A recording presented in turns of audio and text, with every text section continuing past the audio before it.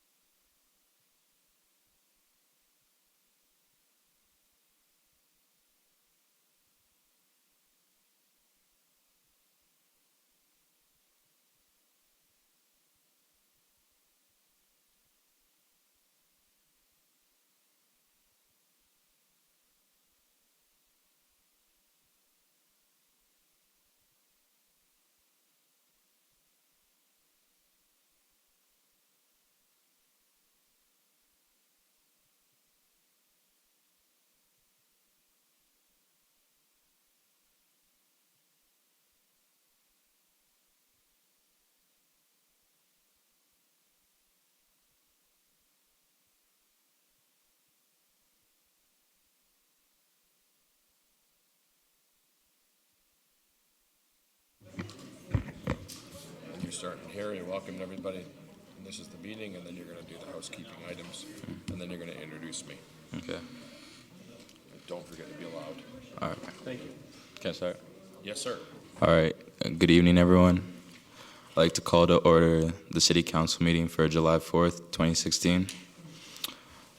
Just general housekeeping rules. I would like to provide the gallery with some general information about the washrooms are located down the hallway to our left as you exit the council chambers. In the event of a fire alarm or you need to evacuate the city council chambers, to your right, the front doors, and to your left at the end of the hallway at the parallel council chambers.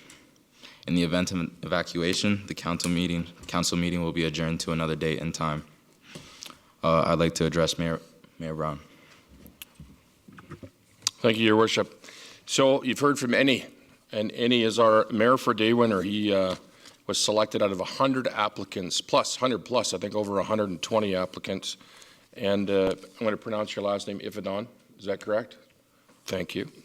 So Mayor Ifadon is going to be chairing the meeting this evening, and I'm going to be helping him out here and there. But I can tell you I've had an opportunity at lunch today He spent some time in my office. He's toured a number of city facilities, and if people are concerned about the new generation, I can tell you we are in good hands with the people who are coming through the system, because this young man is very impressive. He's got his future planned out for himself, and he knows what he wants.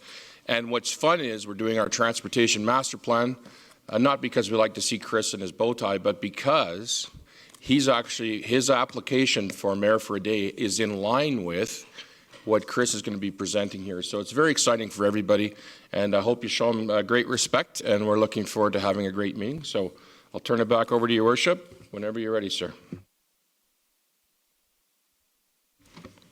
Councillor Chapman.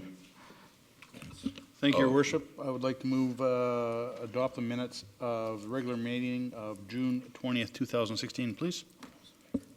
All those in favor? Unanimous. Councillor Bellick, do you have a motion for acknowledgements of other minutes? Thank you, Your Worship. I'd like to acknowledge the minutes of the Community Services Advisory Board of May 9th, 2016, and the Municipal Policing Advisory Board of March 15th, 2016. All those in favor? Unanimous. Item 5, Councillor Hunter, would you like to introduce yourself for a consent agenda? So I guess we're looking at, is there anybody going to move anything to the regular agenda? Your Worship, if I could, I'd like to move 5.1, please. 5.1? Can I have a motion to move to 5.1? If that's all there is, I'll move that we move 5.1 to the regular agenda, please. Is there any other items? Councillor Colson. Thank you, Your Worship. I'd like to also ask some questions about item 5.3, please.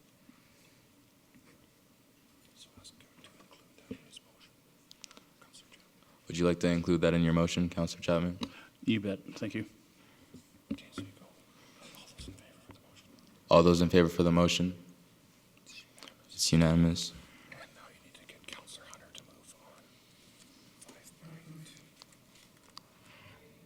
on. Make a motion that we accept 5.2 for information. All those in favor? It's unanimous. The first one up is 5.1, right? Yeah. So you'll want to bring... Sorry, just clarify, 5.1, 5.2?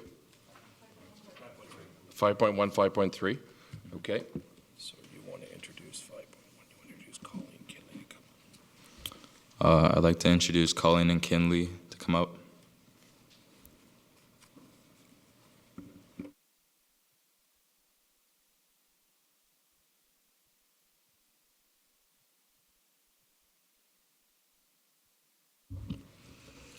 Good evening, Your Worship and councillors. We had been asked to bring back we had been asked a question about the business directory, why non-resident businesses were not included in the directory. You have the report in front of you. Are there any questions? Councillor Chapman. Yeah, there is just a question, and it actually happened to be again on the weekend. I had a solicitor come to my door, and I asked them if they have a City of Airdrie business license, and they said, well, they sure do, but he couldn't produce one. Mm-hmm. And I had no way of checking whether indeed they did have.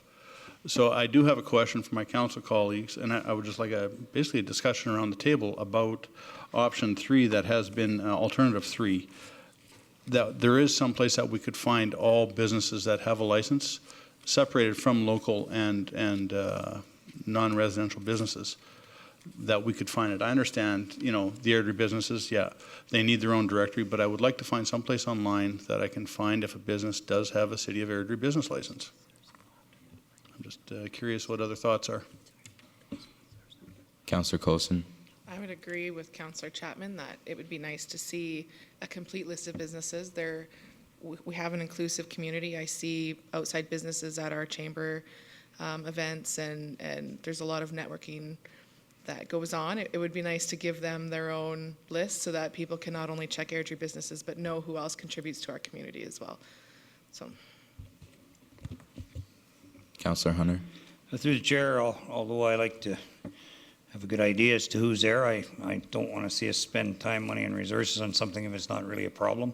I don't recall hearing anything in the last number of years that we had a huge problem with not having that information. I guess I would look to staff to say whether there would, if we could do a cost-benefit analysis of doing that and providing that before I would decide to support it one way or another. So I can't see it being a problem.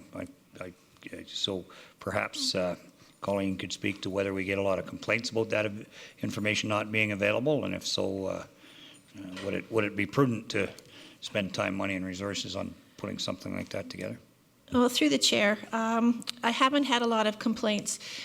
I did have when the directory first, like in 2005, but in the last few years, hardly any. We did do a breakdown. 72%, or approximately 891 licenses of the 1,238 non-resident licenses, are contractors of some form. So they've come, they've been hired by a builder here in Airdrie to do something. So they come in, they do the job, and they leave.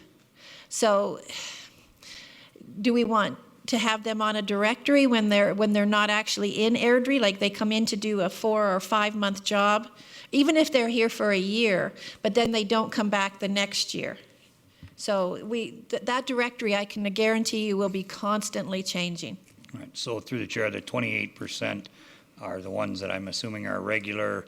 We know who they are. They're always there. Or, Yeah. So you get the odd one that kind of maybe goes out of business or retires or whatever. But for the most part, 28% are consistent. They're here on a regular basis.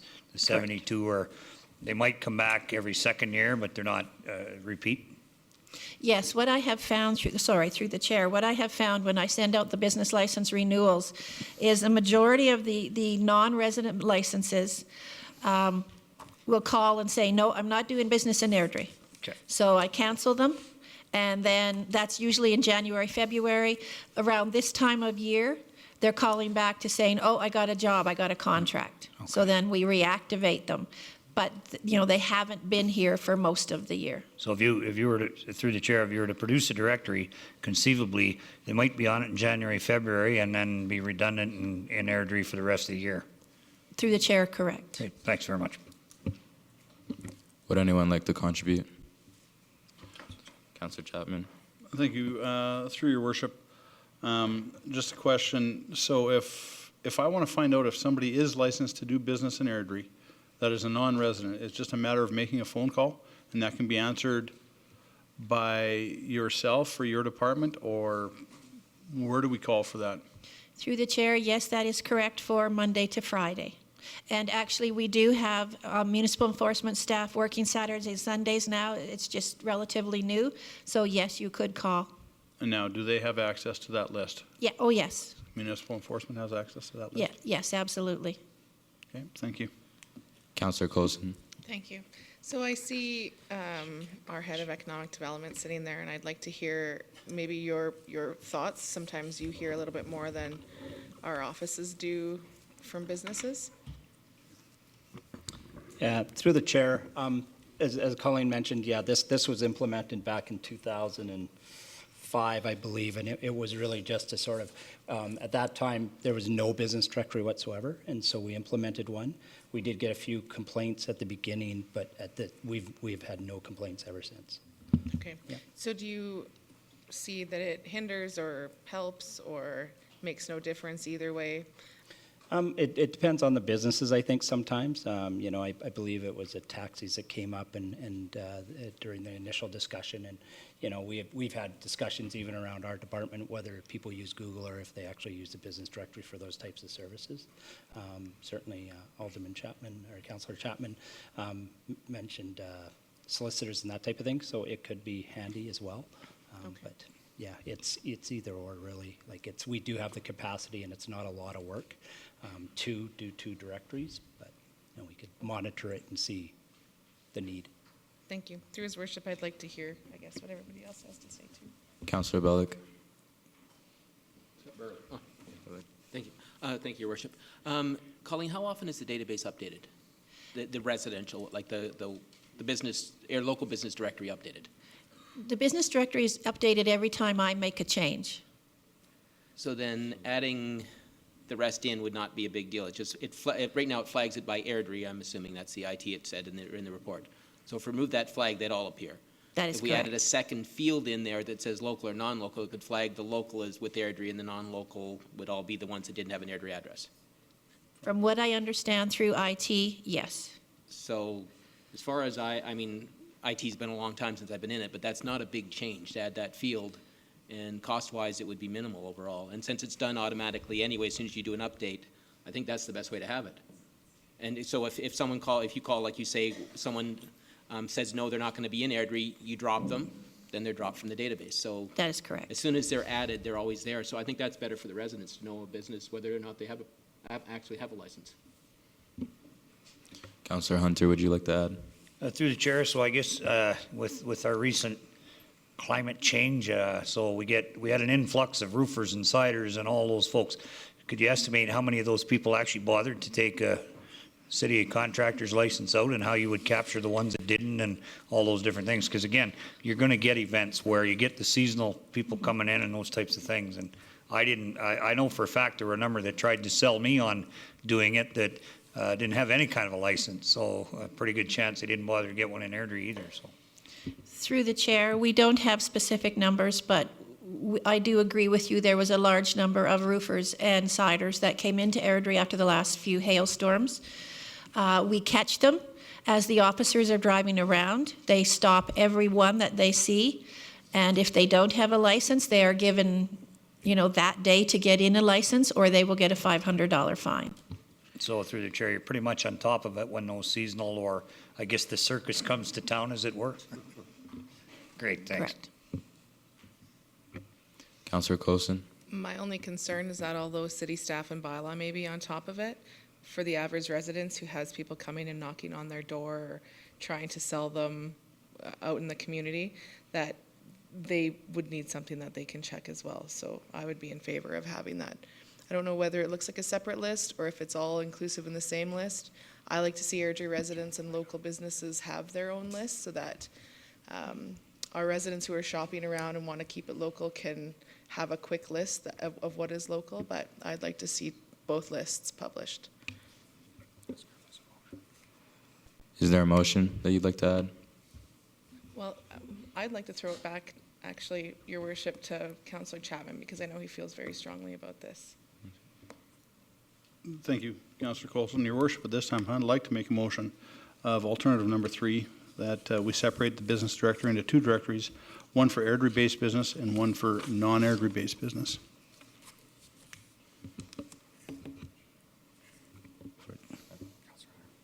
Councillor Hunter?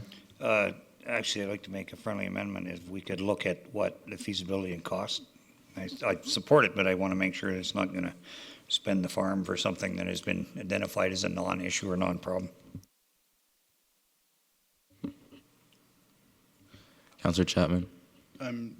Did you not speak to the cost? It's, for an IT, it's a matter of just flagging a non-res business? Through the chair, from what I understand, but I am not IT, and they didn't go into it. I just asked how simple it would be, if it would be a lengthy process or if it would be an easy, and they seem to think that it would be relatively easy to do. But that's as far as I know for cost or how long it would take. I'm sorry. Councillor Burley? Oh, Hunter, I mean. So through the chair, is somebody here that can speak to that, time-wise, cost-wise, from IT? Oh, Lucy's here.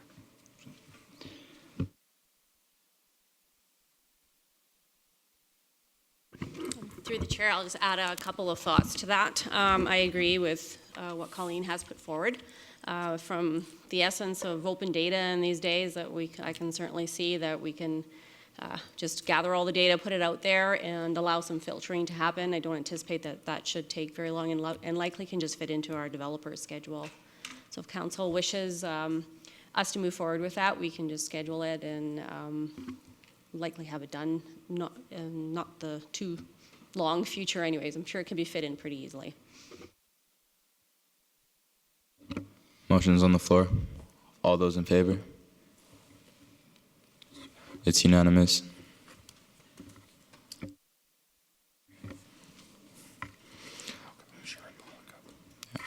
Moving on to 5.3, welcoming Sharon Pollock up.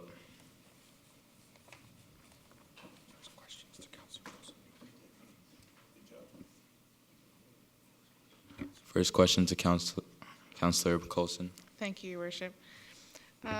Sharon, I'd just like to know if I'm reading this correctly, that there's been no public engagement, that combative sports people in Airdrie have not been contacted, or potential event promoters?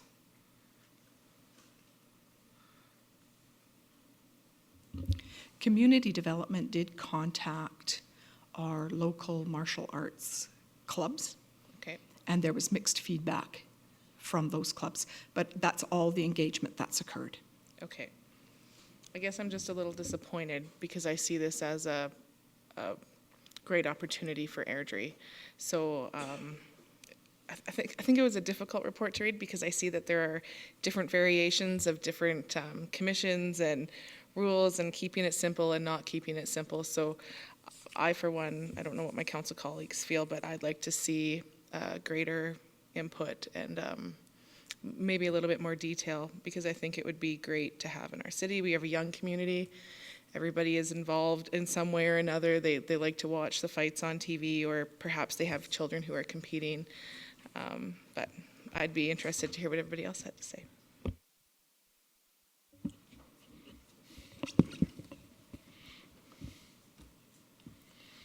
Would you be okay with item number 3?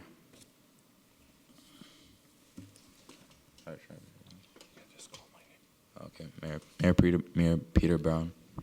So, Councillor Coulson, are you okay with item number 3 is to, if you wanted more detailed information, the staff to provide that? I would, and I'd like to see a actual community engagement of some kind.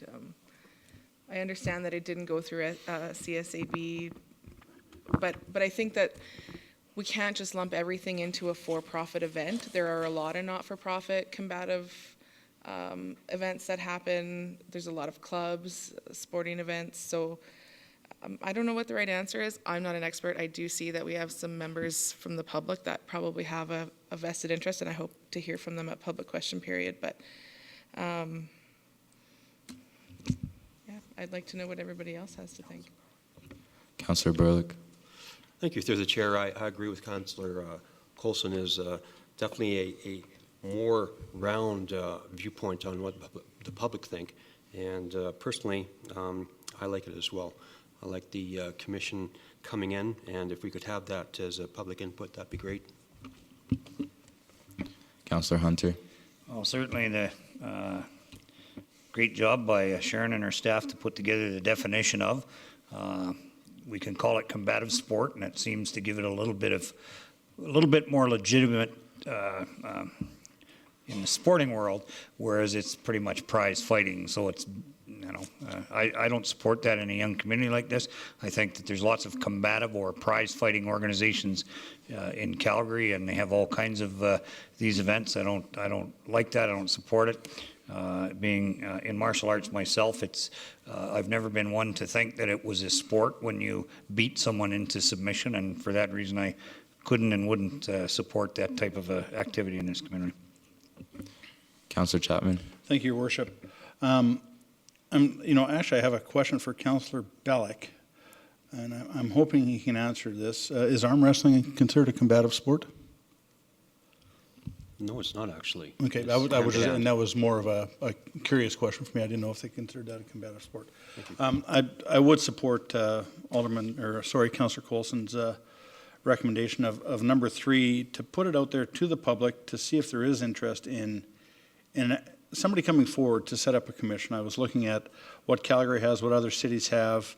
Calgary, near as I can see, is the only one that's got a member of council. Or no, I'm sorry, Grand Prairie has a member of council. I guess I would like to see a public open house or something maybe in the fall with some advertising in the city view, just to see if there's an interest in forming this commission.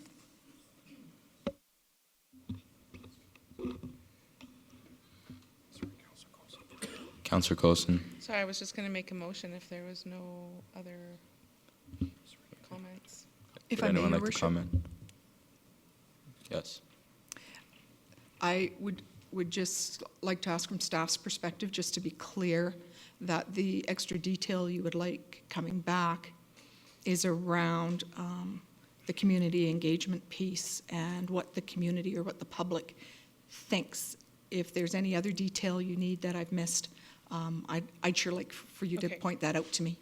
So not being an expert, not totally understanding how these commissions work and how they run, I would like to know how we can host events in our city to help with economic development or to help with community interest and community involvement. I'd like to know that if there's a possibility that, in the report there was that events are based on break even, so it doesn't actually cost the city the money to have the commission, that it's funded through events. So these are all details that I think are important, and there's got to be people in the community that are willing to step up and talk about their own experiences. I'm sure they're a part of some of these events or perhaps members of another commission somewhere else. So I'd like to give them an opportunity to have their opinions heard or voices heard, and I'd like to see that in some type of public consultation, whether it's a round table or a open meeting. So does that help?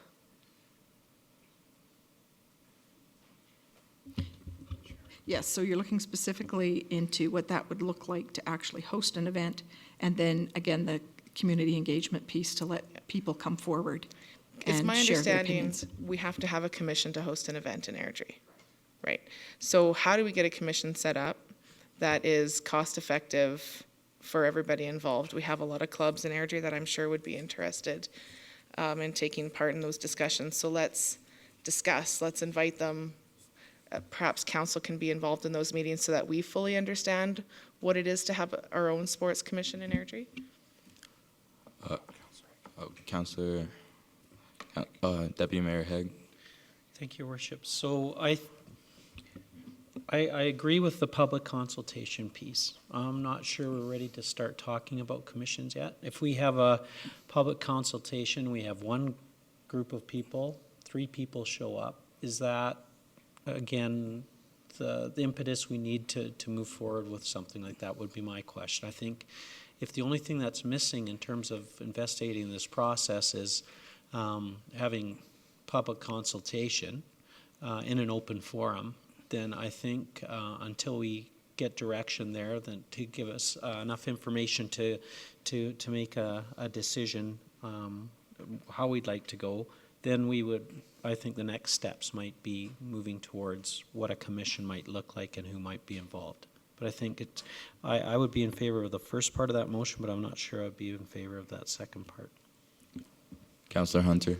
As was I. I guess the concern I have through the chair is that we've moved from talking about what other people do to what is it going to take to set up a commission. I don't know that I've seen anything to show that there is a lot of value to whether it be the ECDev piece or the other that it is even needed. So again, I would support that Deputy Mayor Haig saying to come back with additional information with a public engagement piece to see if there is an appetite. If there's a huge appetite for it in the community, then certainly that information would come forward. Then we would go to the how do we do that if there is a huge appetite. I don't think there is a huge appetite, and again, my concern is in a young community like this, getting into the prize fighting biz, and point of clarification was, I believe Councillor Coulson said a sport commission as opposed to combative sport commission, which is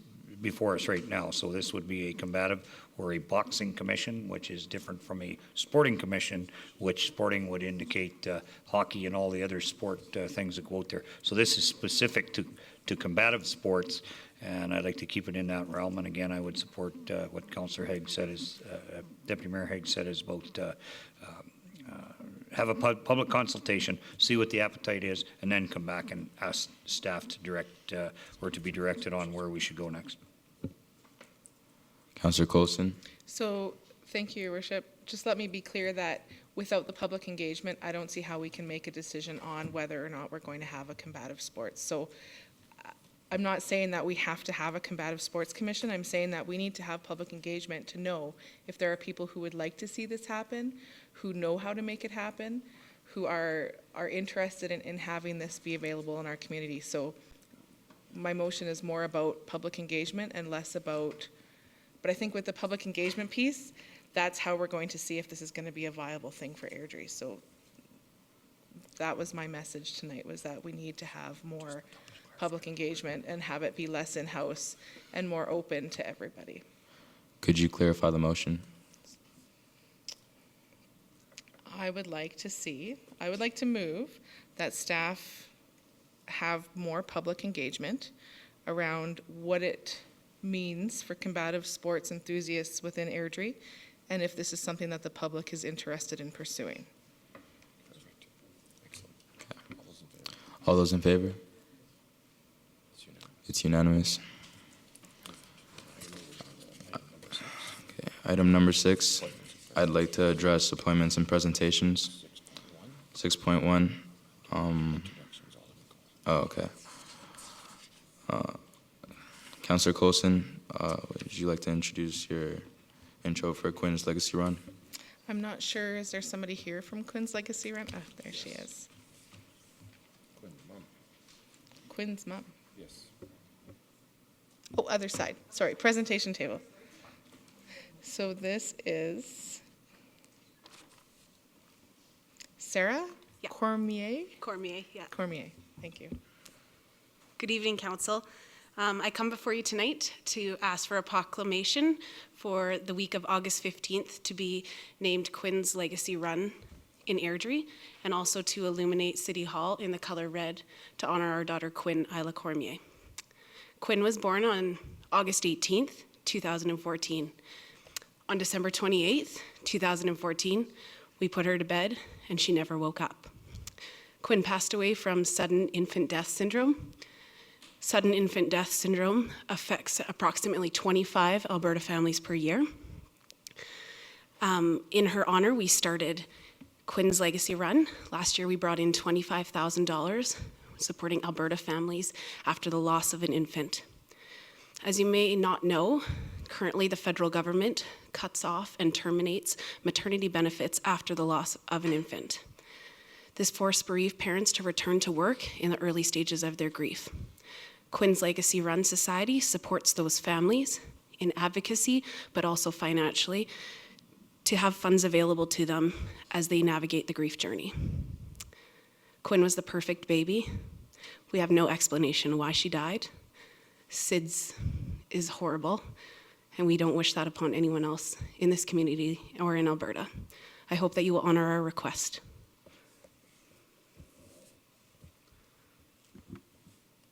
Mayor Peter Brown. Thank you, Your Worship.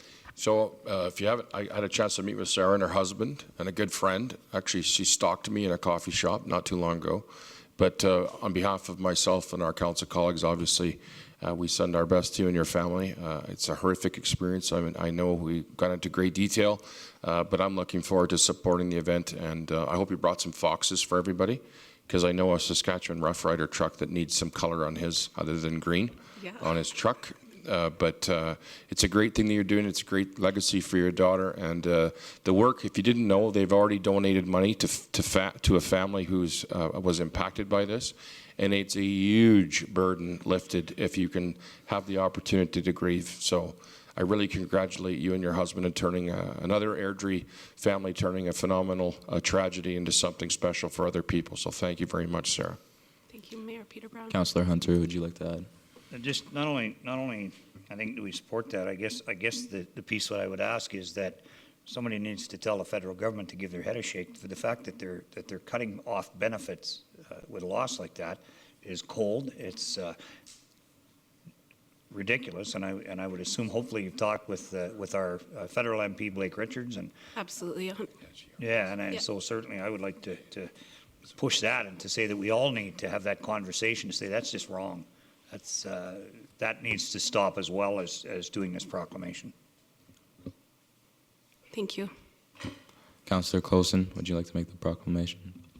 It'd be my pleasure to proclaim the week of August 15th to 20, or ask council to proclaim the week of August 15th to 21st as, how do you want the wording exactly? Quinn's Legacy. Quinn's Legacy? Please. And light up City Hall in red. Yes, please. All those in favor? It's unanimous. Thank you for your time. Thank you. 6.2. I'd like to address the transit master plan. For motion of Councillor Burley. Thank you, Your Worship. Mr. McIsaac. You're not at the last part of the agenda. I hope that wasn't a bus backfiring out there, Chris. So we have Chris coming forward to present the transit master plan. Whenever you're ready, Chris.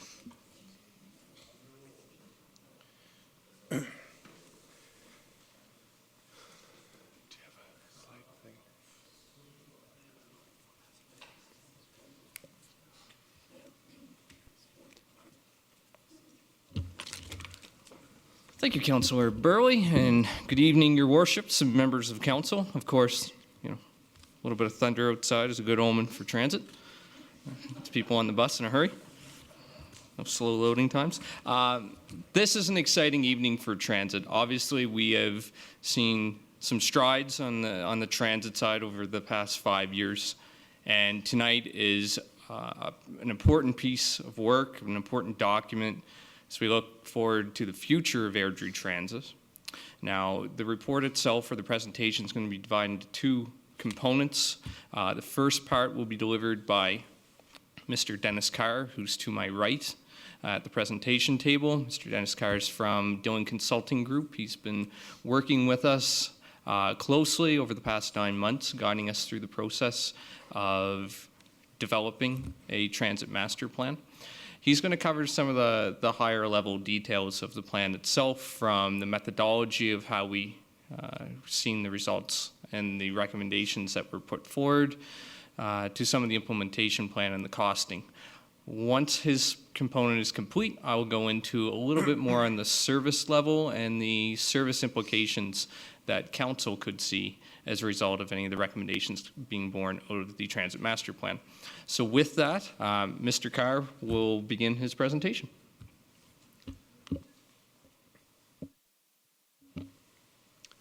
Okay, thank you very much, members of council, Your Worship. I only feel bad that I wore my regular tie today and not my bow tie, so I feel like I'm going to be outstaged tonight, but I'll do my best. I'm here today to talk about a study that we've been undertaken for the past almost 8 to 9 months now, and that's the Airdrie Transit Master Plan.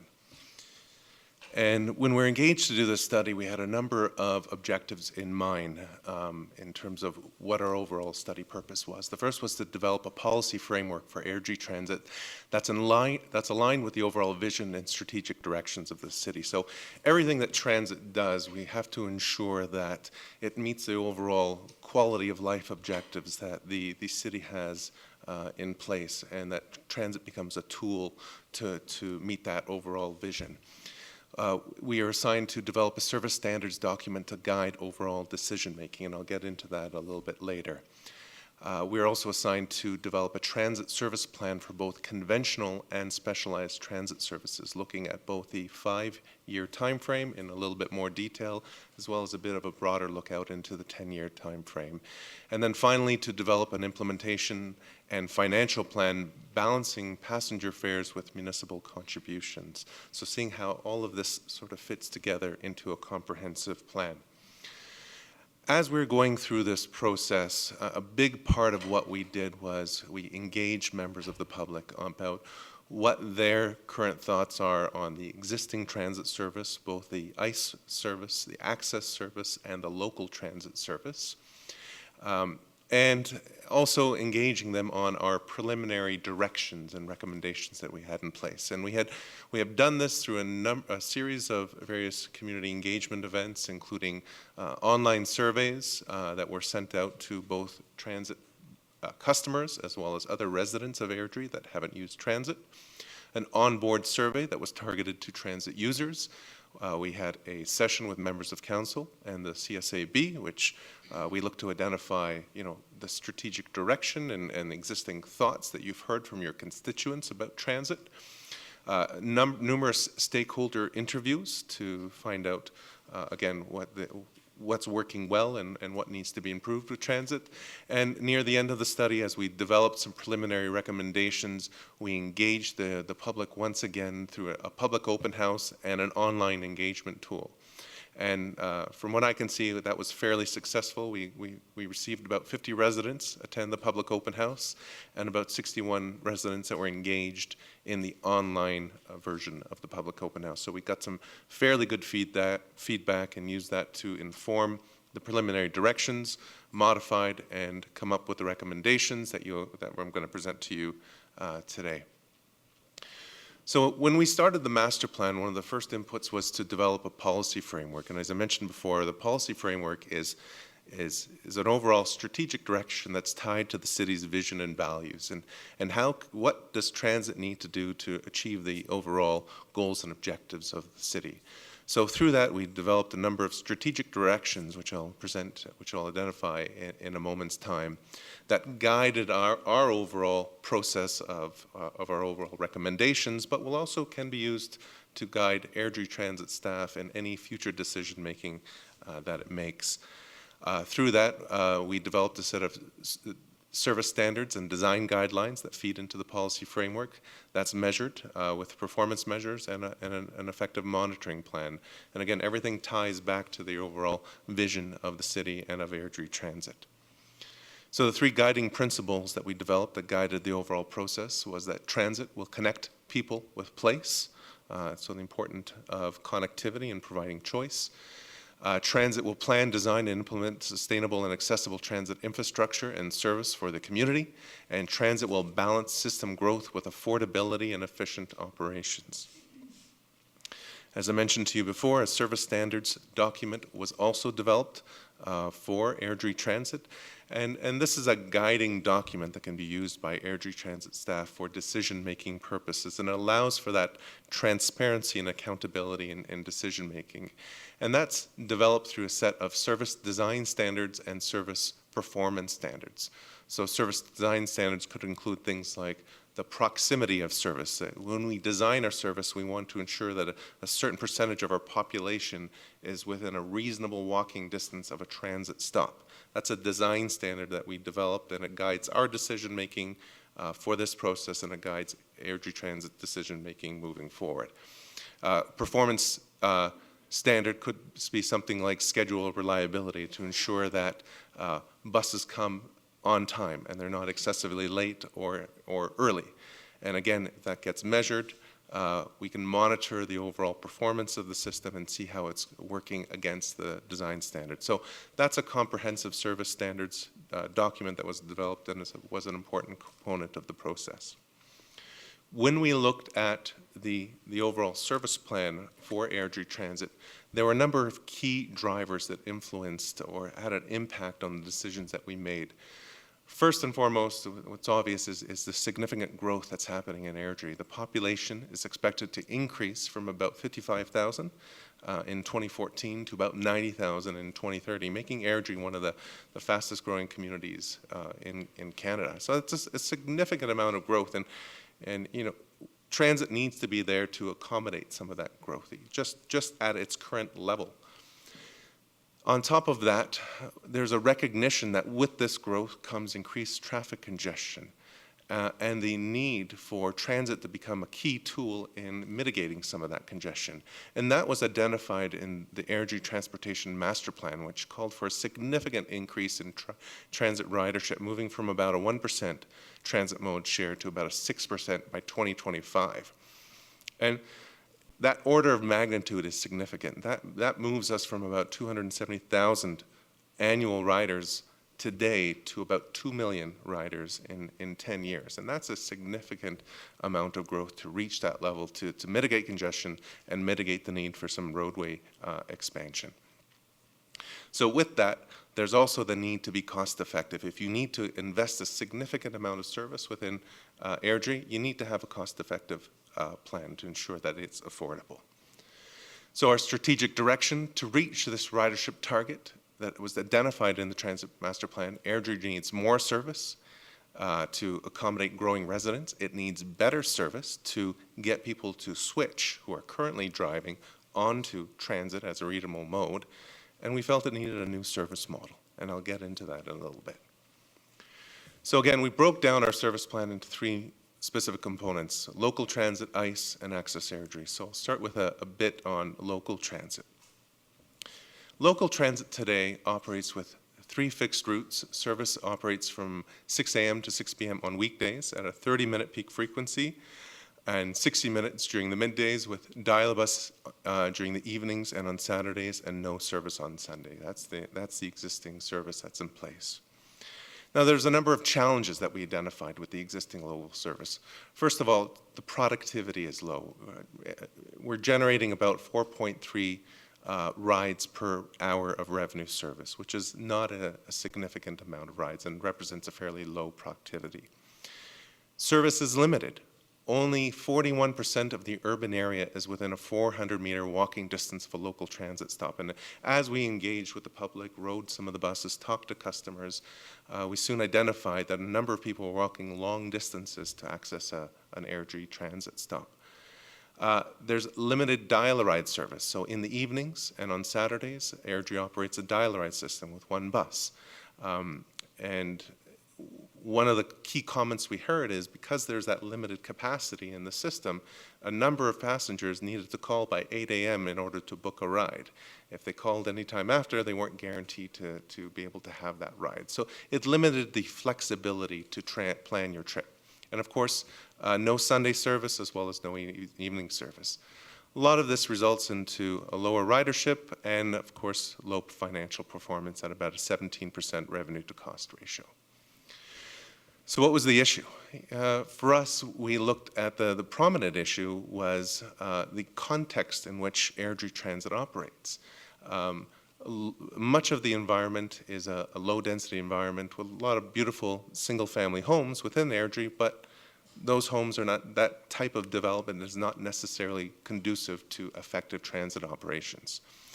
Much of the road network is circuitous, which means there's indirect routes. It's difficult to create a two-way service to attract customers with limited connectivity. While Airdrie Transit, while the city of Airdrie has a beautiful trail system and good connectivity, not all of that connectivity is directed to the arterial road network, which means there may be some long walking distance to access transit stops that are located on arterial road. And we've got long fences along major transit routes that are particularly problematic. And this just shows an example of one of the issues or one of the challenges that transit faces. Transit does best when it operates on arterial roads. It's a faster service, an ability to provide two-way service. But on a number of the road networks, the ability to access it as a passenger or pedestrian is limited. So it limits the potential market that transit can access. So what can we do moving forward? Well, there's two choices in conventional service planning. One is to maximize coverage, and that means routing buses onto residential streets. And since we recognize that some of the arterials can be a challenge, a bus will go into the street and try to penetrate and gather as many people as possible. It increases market, but it makes trips longer. And that doesn't do much to attract people that are currently driving if your transit travel time is much longer than your driving time. So that results in some poor productivity and less justification for expanding service. The other alternative is to minimize travel time. And this is really the solution that you want to take if you want to increase transit ridership. You want to provide a service that's more competitive with the private automobile. Well, that means providing direct two-way service where your trip to work is the same travel time as your trip coming home. That means limiting transit routes onto arterial corridors. But because of the access problem into some of the residential neighborhoods, this limits the market or the ability to penetrate into some of the local neighborhoods, and thus can lead to some poor productivity as well. So what's our recommendation? What we soon came to realize is that fixed route transit is not working, or at least not everywhere in Airdrie, and that a new design model that better fits the land use structure is required, where we can customize a service where passengers can more easily access fixed route transit routes through a dynamic transit model. So where do we begin? Our service recommendation identified a new route structure, and the green route represents a two-way service on a core loop that circulates within some of the major and connects to some of the major destinations in Airdrie, including the South Terminal, Genesis Place, a number of the grocery stores, and a number of the high schools as well. What we did was we looked at the very good data that Airdrie Transit provides, passenger counting data, and identified the various stops which had a high number of boardings or alightings. And we connected a route that would allow passengers to do a two-way trip within some of these key destinations in the city. So really just focusing transit on the routes that we think would be most effective. And that would operate under a 30-minute weekday peak service and 60 minutes during the evenings on Saturdays and on Sundays, which meant the elimination of the dial-a-ride. Route 900, which I'll talk about a little bit later, would be extended along the Main Street corridor and operate every 60 minutes up to Veterans Boulevard. What this does is this new route structure covers 33% of the urban area within a 400-meter walk of a transit stop, but it encompasses 79% of the existing ridership. So again, we're focusing transit service in the corridors that generate the most ridership with the hope of building a better service to attract more ridership. And this is done using less vehicles and less vehicle hours than operates today, even with the expansion of service. So moving from 6 peak period buses to 4 peak period buses. So what do we do to cover off the rest of it? What we've developed is a dynamic transit model. And dynamic transit, I must be clear, is not dial-a-bus. It is a new form of transit. Dynamic transit covers the remaining urban area. So 60% of the urban area is covered by dynamic transit, only representing 21% of existing ridership. This means that 100% of the urban area is covered by some form of transit service within a 5-minute walking distance. So we significantly moved up from the 41% to 100% of residents can access within a reasonable walk some form of transit service. Again, dynamic transit is not dial-a-bus. It is a premium service which uses shared ride vehicles to bring customers from a communal stop to one of 7 nearby transfer points to connect with local transit or an ICE route. So your ride is booked 60 minutes to 24 hours in advance by a phone or a smartphone app, and riders pay a standard transit fare with no additional fare required, and the municipality only pays when a trip is completed. So one of the key benefits of dynamic transit is during the late evening hours, when you might only have a request for a couple of trips, instead of having a fixed route bus circulate through a neighborhood picking up very few passengers, a trip is only made and paid for when there was a request for a trip. Scheduling software ensures that the optimal trip is made, promoting shared ride services. So just to give you an example of how this works, a resident lives in Hillcrest, which is about a 10-minute plus walk to the nearest bus stop, and wants to take Route 900 into Calgary on a Saturday. The resident books via smartphone app to reach the 900 bus at the Southdale Terminal. A service provider, which could be a taxi or a specialized transit vehicle, picks up a customer from a designated stop in Hillcrest, and the customer connects with the Route 900 bus within less than a 3-minute wait to complete the rest of their trip. So that's, again, one of the other benefits of dynamic transit. It is not meant to be a complete trip. It's meant to be a connection to a more productive fixed route service. want to move on to the study of ICE services. When we reviewed ICE service, one of the things we found, it's a little bit opposite from the local transit, it's a very highly utilized service at a very high cost recovery. It provides peak services for commuters to downtown Calgary on Route 901 and 902, using 5-period trips on weekdays, and an all-day service to Cross Iron Mills and McKnight Station on Route 900, operating at a 75-minute frequency, 7 days a week. So what were some of the issues and opportunities that we discovered? One is the need for more service to meet the mode share target. ICE is really that driver that's going to get you to that significant ridership growth that was identified in the Transportation Master Plan. And to accommodate that, we've got articulated 60-foot buses going down to Calgary that are full, and we need to continue to add more service, particularly with growth in population. But there are also some issues that we discovered, even with this successful service. One is that people walk long distances to ICE rather than connect on local transit. So there's that disconnect between the two systems. There's some duplication with local services that occurs. And there's no local connections to ICE Route 900 on the evenings and on weekends. So if I'm coming home using 900 at 10 o'clock at night and the bus drops me off at the South Street Terminal, there's no other way to get home besides call a family member or take a taxi, since no local transit service operates during that period. So what are our recommendations?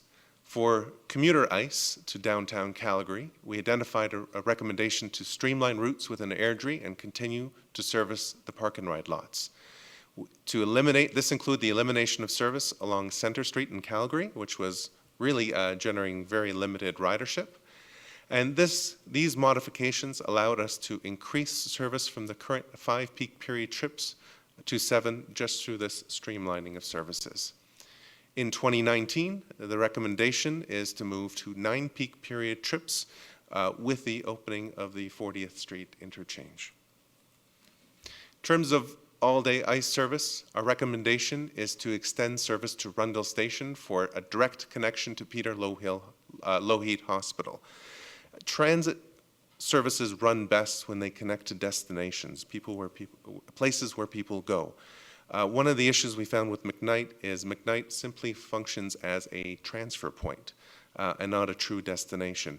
By extending the service to Rundle Station, you've got a direct connection to another retail. You've got a direct connection to the hospital, which may limit the number of Access Airdrie trips. And you've got a future connection to a future BRT service in Calgary that will connect to a number of east-west directions, including the University of Calgary. We also recommended extending the service north along Main Street to provide the local transit service up to Veterans Boulevard, and also increasing service frequency from every 75 minutes to every 60 minutes to improve the overall level of service. Finally, we recommended adding dynamic transit concept to late evening and Sunday trips when local transit is no longer running. And this will allow the Route 900 to bring customers safely home from the South Street Terminal without. In terms of Access Airdrie, service is provided by one accessible bus, which operates from 8 a.m. to 9 p.m. weekdays and 9 to 9 on Saturdays. It's integrated with a dial bus on weekday evenings and Saturdays, and trips can be booked 20 minutes in advance. However, there is limited capacity to book trips in advance with limited flexibility due to the popularity of the service. Some of the challenges that we heard with the Access Airdrie service, and it's primarily came down to capacity. It's the availability or the ability to book trips the day before or same day. What we had heard is from a number of customers and the service provider is that most people, when the new booking period comes up around the 15th of every month, there's a whole slew of calls to book all your trips, and most of them, and a number of the good trips gets booked up in one day, leaving limited flexibility for persons with disabilities to make more spontaneous trips. So what did we recommend? We recommended to continue to operate one specialized transit vehicle for Access Airdrie but use dynamic transit vehicles to provide additional capacity during peak periods. Most Access Airdrie registrants are ambulatory, meaning they don't need a fully accessible vehicle, and can be accommodated by minivans or sedans or other types of vehicles that may be used as part of the dynamic transit service. So the real recommendation here is to integrate the two services. We identify a vehicle for a certain delivery, for a certain type of service, a non-demand service, as opposed to specifying a vehicle type for a certain population group. What this does is it increases the effectiveness of the service and also increases the capacity of the service by providing additional vehicles and improving the availability service for persons with disabilities. We also recommended implementing a travel training program for registered passengers to encourage more use of the accessible conventional transit service, including dynamic transit.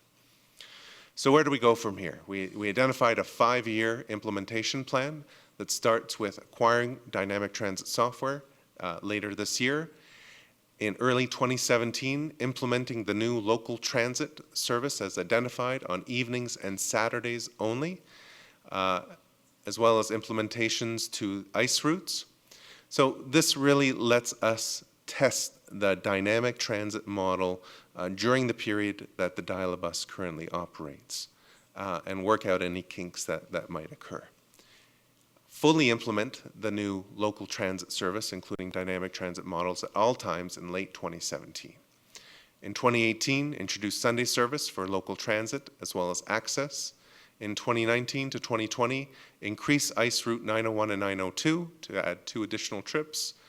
And then just a note on this, a lot of this is dependent on, obviously, the rate of population growth. If population growth slows down at any point in time, the timing may be adjusted. But if population growth continues to grow at its current rate, this was the staging plan that we had identified. In the long term, we identified adding another fixed route to service the west along 24th Street. So always starting with dynamic transit to get into these growing neighborhoods early. And as population continues to build and ridership continues to build, potentially switching over to a fixed route if dynamic transit can no longer accommodate it. Converting any dynamic transit routes to fixed route when ridership warrants. Adding service based on growth and demand, and providing further integration between ICE and local transit service, allowing local transit riders to use some of the ICE capacity to make local trips.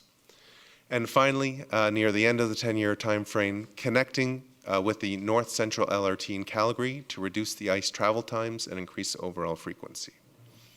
In terms of ridership projections, with the service improvements that we identified that Airdrie can increase annual ridership from about just under 300,000 today to about 1 million passengers in 2025.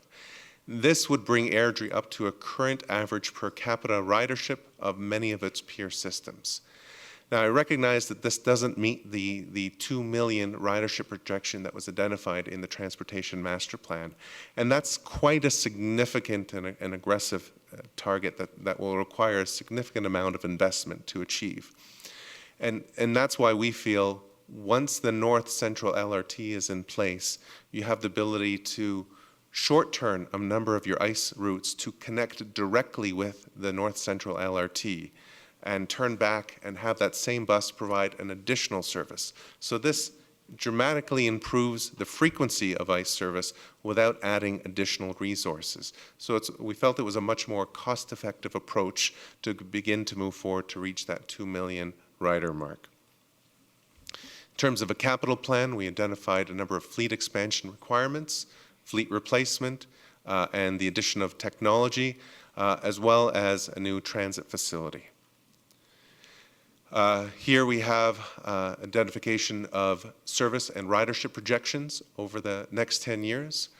So growing from about 35,000 hours of revenue service in 2016 and almost doubling that to about 62,000 in 2025. And that allows us to reach our ridership mark of about 1 million passengers. And as you can see, ridership per capita and per service hour also increases, meaning the effectiveness and market penetration of transit service improves. In terms of the financial plan, obviously with service expansion there comes some increased cost. However, with a lot of this service enhancement tied to ICE service, which actually does very, very well in terms of cost recovery, and the efficiency improvements with dynamic transit, we anticipate the revenue to cost ratio to continue to grow with only a slight increase in municipal investment per capita. And with that, I will turn it over to any questions. Thank you. Thank you. For the new adjustment in the software, what would it be a new app, or would it just be the same rider app, or what would we be looking at? Thank you, Your Worship. It would be a new app that is linked to the existing app that's currently in place. Right now, Airdrie Transit has an app that allows you to monitor in real time the location of your buses. We know there are several different vendors out there that have this type of app. You can almost equate it to an Uber app that allows you to book your ride, monitor your ride, and pay for your ride all through the use of your smartphone. So that type of app would be linked to any existing app that Airdrie Transit currently has in place. Could you also clarify that for the ICE routes, when they get back from their rides, how would there be like an available ride giving them like kind of just a ride to their spot, like a close area to their house, or like after from the ICE routes, when they get dropped off, would there be like an available system that would give them a ride closer to their house, or would they just have to walk from a certain spot after they get dropped off at the latest time from the ICE route? Thank you, Your Worship. If it's the example that I gave, that it was the evening ICE route, the Route 900.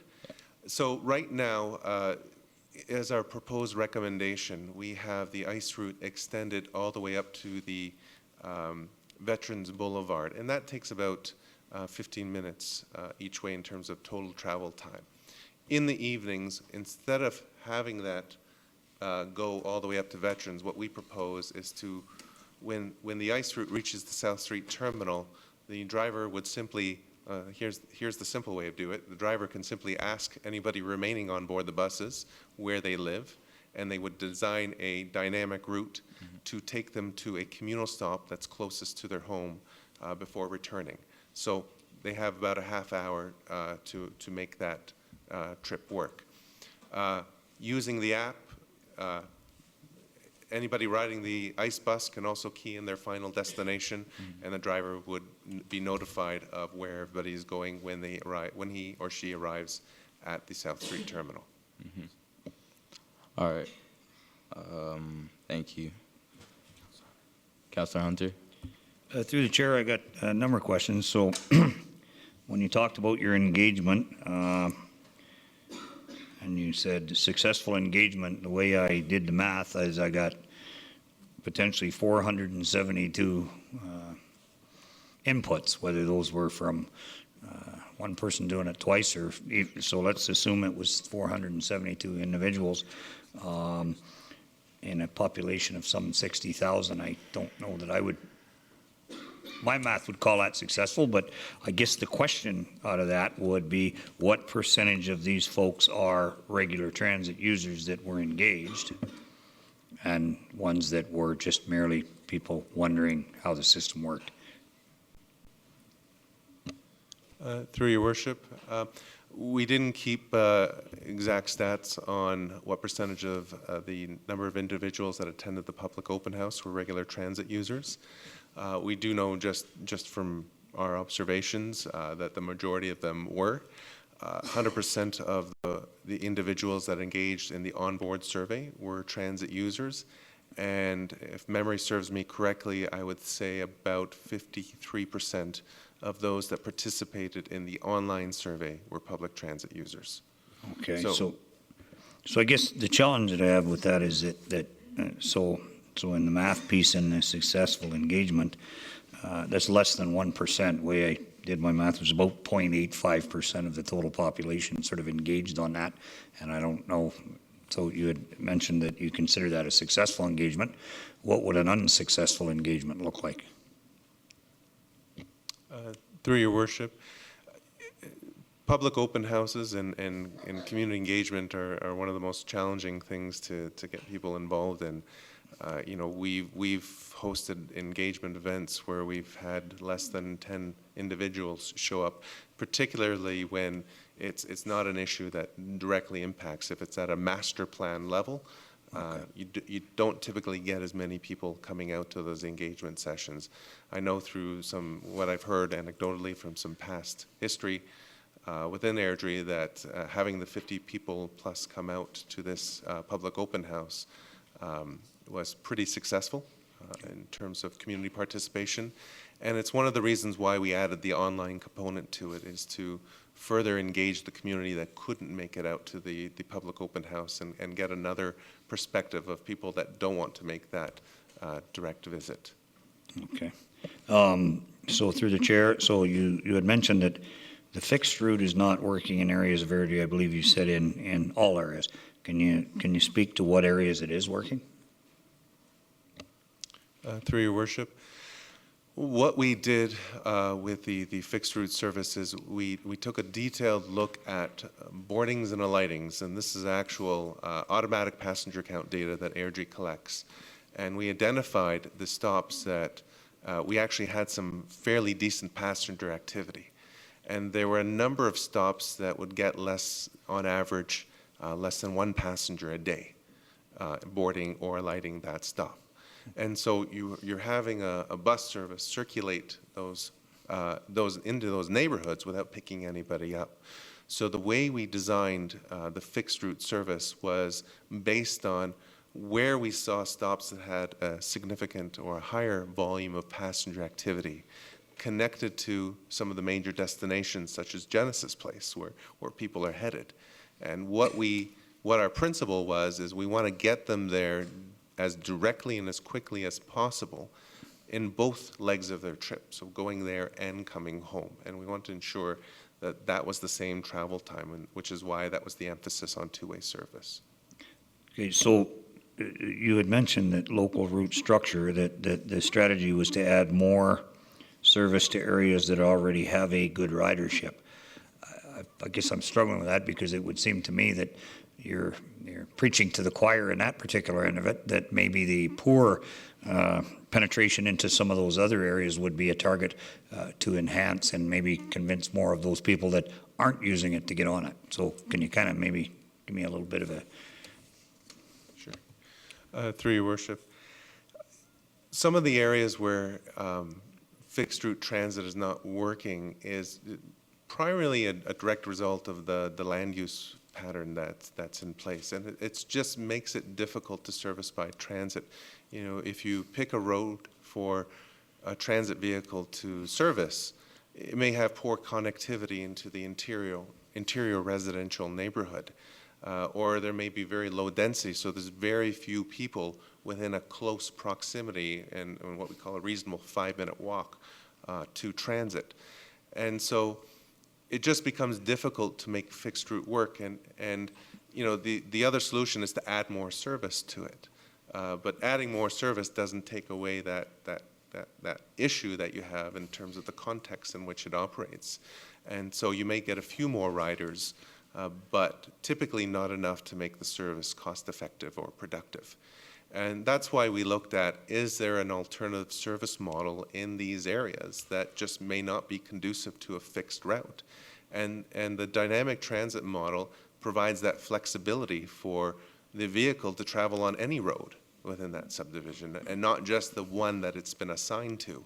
And that really opens up the availability of service to residents in that neighborhood within that 5-minute walk, and it limits the amount of time they need to access transit. So what I'm hearing is that in some of those areas that typically would be no-go zones for traditional transit, it would then get picked up by ride share or whatever the dynamic transit might look like in the future. Through your worship, that's correct. Okay, and so, and the last piece I had was, so the local connection to the ICE piece. So the fact that people can't get buses to their home from our transit terminal, we spent a whole bunch of money putting in free parking for them so that they would get in their car and drive. So if we put a whole bunch of buses there to start picking them up and driving them home, what are we going to do with the parking stalls? Because that was a pretty expensive endeavor to acquire the land and light it and make it look nice and all that. So if we're going to take that away and make it, let's get more people on the local transit, and it's great that it increases ridership, but we've got a huge spend there that was capital and maintenance and operating dollars. What are we going to do with that? Is that assuming that you're going to fill that parking lot and you're going to have increased ridership that will also fill up those buses that or those dynamic transits that are going to take them to their homes? Through your worship, it's assuming both. It's, with a significant population growth and the desire to reach, 1 to 2 million riders, you'll certainly continue to fill up those parking lots for people where it just is inconvenient to take a transit option that, may want to use their car to drop off their kids at daycare before they head to the South Street terminal, and also encouraging more people to take local transit to get to that stop as well. So I don't think that was a wasted capital expense, and I think as Airdrie continues to grow, you'll continue to see that facility being used. No, and again, Chris would like to comment. Chris would also like to comment. Through your worship, and just to provide a bit more context, when we look at the ICE services, there's a number of different markets that service is providing transit for. The downtown commuter service obviously has a usage base that we're in demand for park and ride spots. They are the users of that facility by and large. If we look at the Route 900 service, it's a very different demographic utilizing that transit service. It's young teenagers, students, who right now may not own a vehicle or may not have access to a vehicle, so they use the self-transit terminal as their means of getting to Cross Iron Mills for employment or for recreation. So I believe the intent through the work being done under the master plan was to show that the terminus right now, the South Transit Terminal, isn't the be-all, end-all for those customers. We're still going to provide a level of service to them so they're not trapped or stuck in that terminus location, and that will continue to provide transit service to their final destination, that first mile, last mile challenge that many transit authorities across North America face today. So, and through the chair, and I get that, and so, point of correction, I'm not saying that the purchase was wasted, and so I'm questioning how this is going to fit into it. And again, I have a number of properties that are serviced by the LRT in Calgary, and I see pretty big swatches of land that 8 hours a day are as busy as can be because they serve that need. And I've seen the feeder routes that take some of the students and people that don't drive and those types of things, but their peak hours don't differ significantly, from the park and ride. It might be an hour on either end, beginning and end, but I'm seeing large swatches of land that are being used for that. And then after hours, they become a great place for police to patrol and all the things that go with it. So, and what I'm trying to do is look for a balance that says the people riding that transit on a regular basis and they're using it aren't the only people paying for it. So how do you come up with something that says we're meeting the needs of the people that need it, but we're also meeting the needs of the people that are paying for it that are maybe going to use it once or may never use it. And so again, when I see the objective is to get more people picked up at that terminal, then I've got an 8 hour, and I get why people like them. Free parking's a good thing. In Calgary, they started out with free, and then they moved on to now you can, if you can afford it, you can book those spots, and you can get the prime spots. And so the very people that you were trying to get on transit because of affordability issues they don't have the option to buy those spots anyway. So again, and I'm trying to look for a balance that kind of says the people that are paying for it aren't just the people that are using it, and how do we come up with something that you know, kind of meets all of those? And I don't expect it, as I think Mr. McIsaac said, the be-all to end-all. I don't think we're ever going to get there or anywhere in North America, but again, the kind of thought behind it is, if you're gonna provide a parking lot, people are going to go for convenience before they're going to go for the responsible way to handle it, and they're going to jump in their car and they're going to go, and we heard that over and over again. And so I'm just trying to kind of capture that as to how do we come up with a balance. So thanks very much. I like the report. It's again, I'll always have questions about it because we're spending a lot of money for a lot of people are spending a lot of money, and when you look at your engagement and it's less than 1%, then I would be remiss if I didn't question that. So thank you for that. Councillor Chapman. Thank you. Through your worship. When you were in the public consultation, you had said there's 13 stakeholder interviews done. Were any interviews done with our local transit drivers who are on those routes every day to see, you know, they're going to hear people on the bus grumbling about, you know, it takes so long. Were any of the interviews done with the drivers? Through your worship, a significant part of our engagement process, we're riding a number of the buses. So as we were riding the buses, we had communicated with a number of the drivers as well as customers. Perfect. So you were talking to the drivers that are seeing what's happening on the street. And next question I have is for Chris. I haven't asked you this for a while. Are we any closer to an integrated service with Calgary yet? Through your worship, we have ongoing discussions with our colleagues at Calgary Transit. We work together more on the service integration to ensure any of our regional services operating to either downtown Calgary or McKnight Westwinds or Rundle LRT are linking up with their services. However, in terms of fare integration or operation integration, we have not moved forward on those initiatives. So Calgary is still in the same place they were with their fare card and their smart card and everything like that they were trying? Through your worship, they are embarking on a new initiative now looking at mobile payments. They have suspended their project deemed the Connect card. So they are moving on with a new initiative. We do engage with our colleagues at Calgary Transit in regards to when we may be able to be part of that process. However, they're in the very initial phases at this time. And when we have an opportunity, we'll become a little more involved in what that process looks like and what the implications may be to this council and to our operations. Perfect. Thank you very much, Chris. Councillor Hunter. Just a point of information, Chris. So a number of our staff, and so we have a number of locations at the LRT, they still had no idea, and so I was happy to educate them that on their days off or other times that they could go from that part of Calgary and get to Cross Iron Mills using Airdrie Transit. So I'd really like to see that get broadcast more across the city of Calgary, that, hey, it's there and let's keep filling it up. So, because those non-peak times, you know, I've watched it. I drive past to Westwinds and drop-off points and things like that, and it's nice to see it full.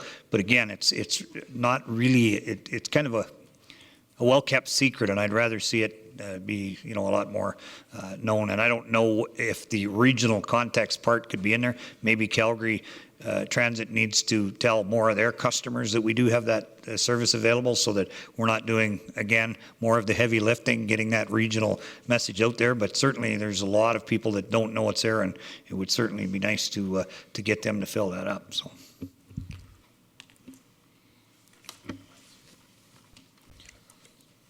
Any other comments? Oh, Councillor Bellick.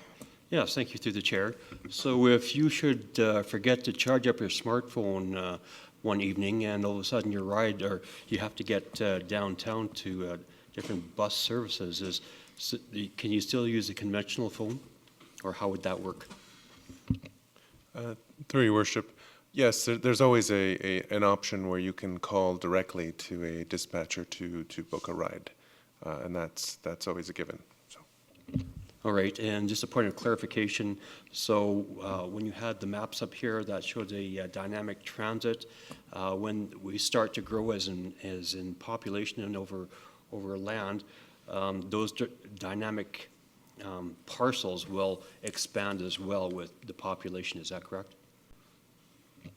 Through your worship, that is correct. They will expand with growth. And that's one of the nice things about dynamic transit is it allows for early introduction of transit services to growing neighborhoods that might not warrant a fixed route service.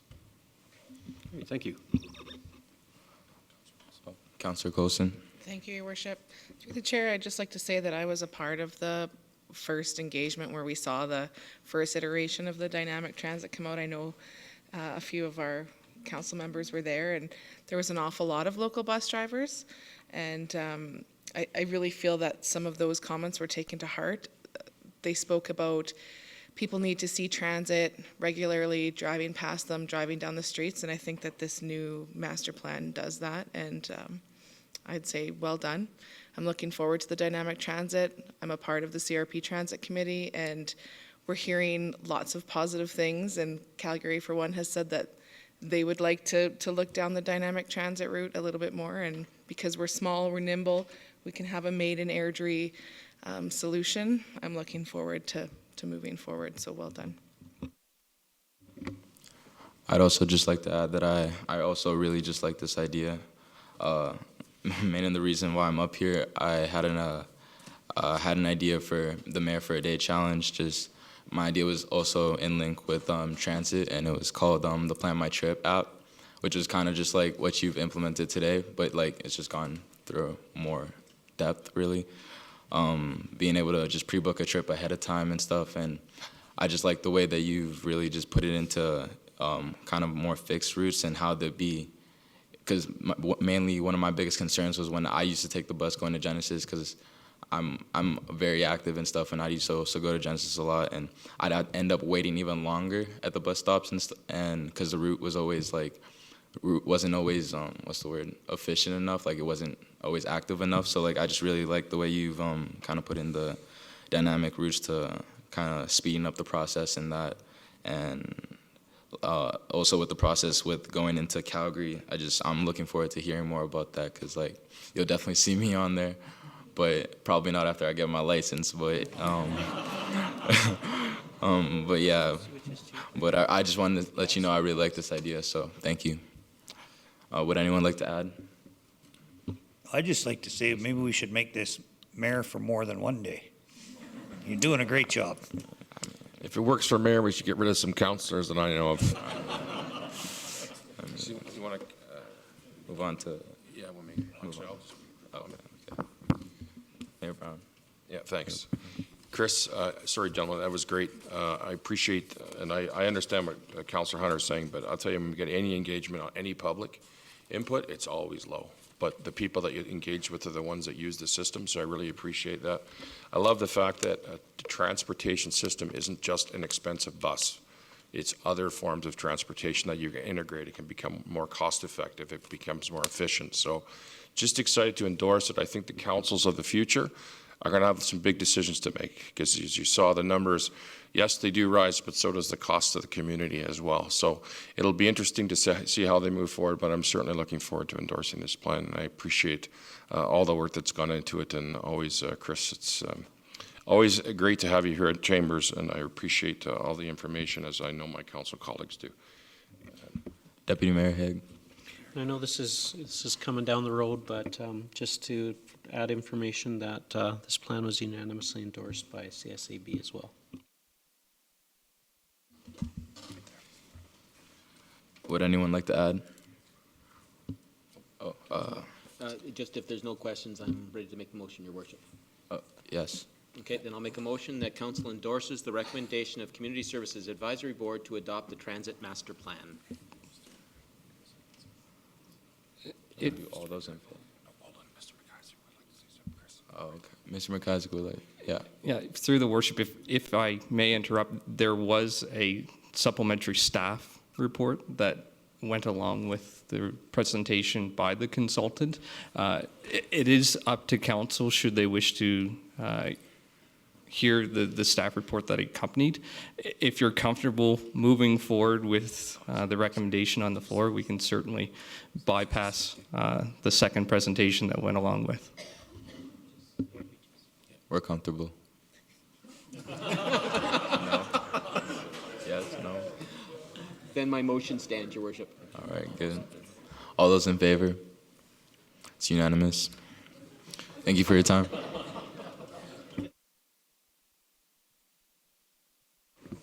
I think I'm going to concur with you, Councillor Hunter. I'm done.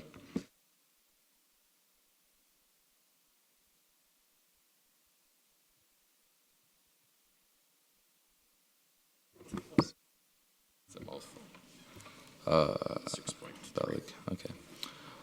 Councillor Bellick, would you like to make a motion for 6.3?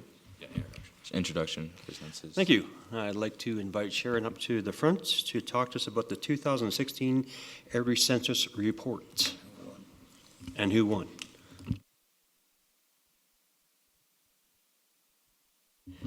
Your Worship, members of council, I'm pleased to be here this evening to provide you with our 2016 census results. Before we get into the results, right off the bat, I have to extend a tremendous thanks to Carrie and Doreen. They are the ones who look after the census project, and it's with their hard work that we actually achieve the results that we do and the rate of participation that we do. So, without further ado, we had some challenges that are consistent with past years, but some that are increasing for us. We have difficulty in completing collection in multifamily and our new communities. Multifamily has always been an issue, but it seems to be one that becomes more difficult each year to deal with. We have an increasing number of residents who do not answer their doorbell. And if they don't respond online, that's our only way to get hold of them. And so it's what Doreen has done is she has developed a pretty fantastic team at the end that go and hammer on doors and get us our completion rate and squeeze every person that we can out of it. The couple of things that have come out of municipal affairs, the requirement for reference numbers has made things more labor intensive for us, and that's something that's we've had to do for the past 2 years. And then my soapbox about quality assurance calls continues. This year we had 830 calls that we had to do on our purely door-to-door responses, and so it becomes a pretty high ratio of calls that we need to do, and that poses difficulty, and that actually is what causes the delay in the number coming forward. So we had, as I said, Doreen does an absolute fabulous job in our completion rate. We had 13 properties that we were not able to contact. I think that is an unbelievable number, and we're sitting at just under a 100% completion rate. And as I mentioned, this is solely related to Doreen and her team. So what's our population?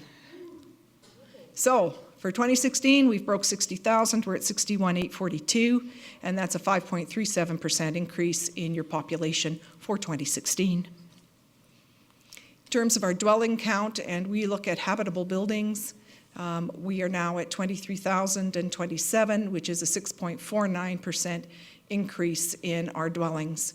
And we will find that you do seem to have a difference between your dwelling count and your population. You see difference in the growth, and where you'll be lower in one year, you will catch up the following year. As we mentioned last year, we had a number of vacant buildings that we did see fill over the past year. We suspect any shift or decrease in population will actually show in 2017 and not 2016 because of the time of the census, which for this year was April again. Under construction or uninhabitable, we had 416.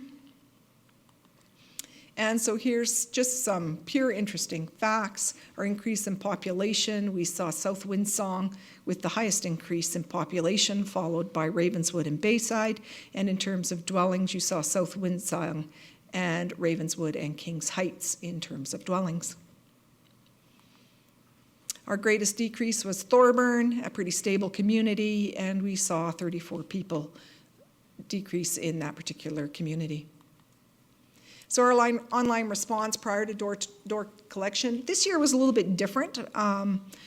Our prior to door-to-door collection was quite low at 41.45%. one of the things we'd like to point out is we really shortened our window for online response because of the federal census. We shortened all of our timelines to make sure we were off the streets by May 20th, which was when the federal census workers did start their door-to-door campaign. And so that's just under 9,900 dwellings that responded online before we started door-to-door. When we take a look at our total online response, we still broke that 60%, which, as you know, was our stretch target. It's absolutely phenomenal that we have over 60% of our dwellings in this community that respond to our census online. Our residents very much have embraced the online census, and that's a total of just over 14,000 dwellings that did respond online. Our population per dwelling remains fairly constant. We're at 2.69, very slight decrease over 2015. And so when we take a look at what that means in terms of grant revenue, we receive $12 on our social enhancement grants per capita, 15 municipal police assistance grants, and all the others get rolled into our miscellaneous grants for $225, which gives us a total of $252 per capita. So with that population increase of 3,152 people, that additional grant revenue equates to just over $794,000. And to give you a view of that, our census cost us right around $61,000. As council's aware, we do have a few minor offsetting increases to that because we do have some memberships in some various organizations that are based on per capita. We hosted 12 municipalities this year, and as you know, Airdrie is very much seen as a leader, and we have hosted over the years in excess of 42 communities. And I'm available for questions, should council have any. Any questions for council? Council Hunter? Who won? Spit it out. I believe for the first year in 20-some years, I actually won the census pool.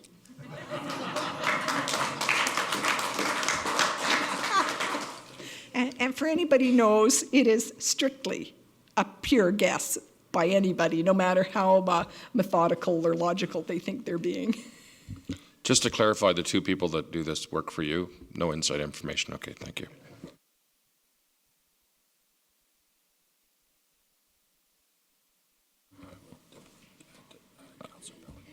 Council Burlick? Thank you, through the chair. I'd just like to make the motion to accept for information the 2016 Airdrie Census results. All those in favor? It's unanimous. Thank you, Sherry. Okay. Item number 7, public question period. I'd like to invite anyone who'd have a question up for council. State your name and where you live.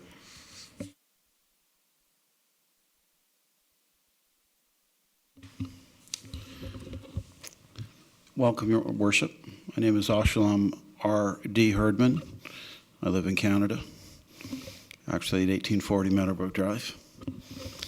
And I have a very, very serious question that you may not be able to answer, Your Worship, but I would welcome council or management getting back to me.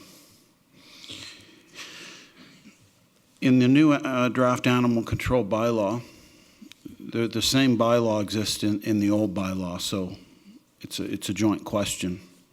And I'll just read it to you.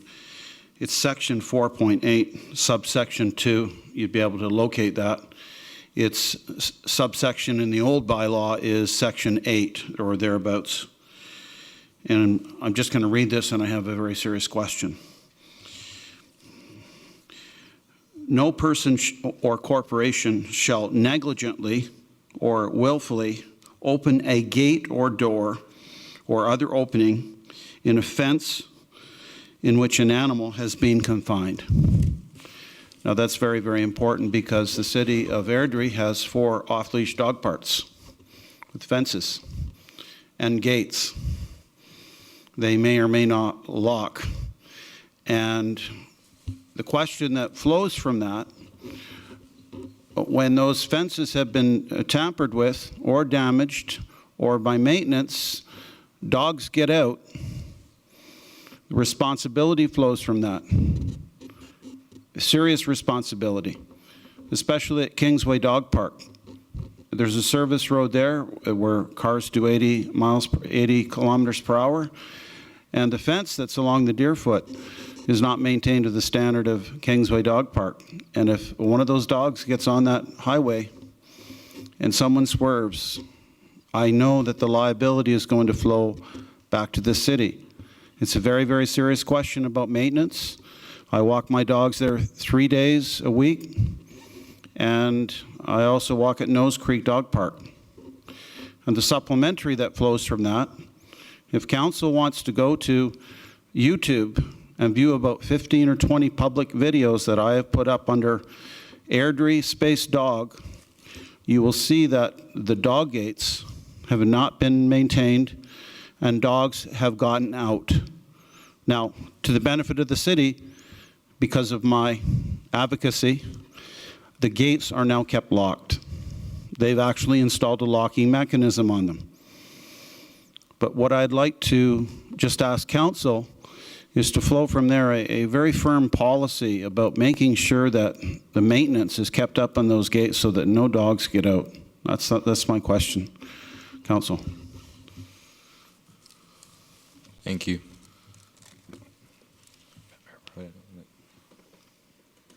Sorry, Mr. Erdman, so you know the animal bylaw, or sorry, the new animal bylaw is coming to council first meeting in September. So definitely we can bring that up there, okay? In the interim, Lauren's taken some notes and we'll make sure that those gates are maintained. I drive the city quite often and I appreciate there's some people that may forget to close a gate behind them or not, but certainly the maintenance is our responsibility to make sure it gets done, okay? And I expect to see you at the public hearing on this issue in September.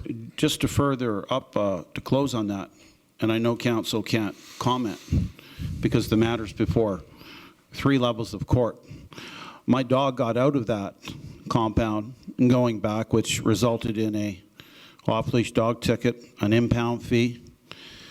I actually took the city of Airdrie to court to force them to fix those gates, and it also resulted in other enforcement action against me, and that's led to this question today that I'm bringing this to the attention of the executive, that I hope all the problems have been graciously been fixed around those dog gates so that, you know, we can have a really good dog walking program. I can't give you that answer at this moment, at this place, but we can certainly find out.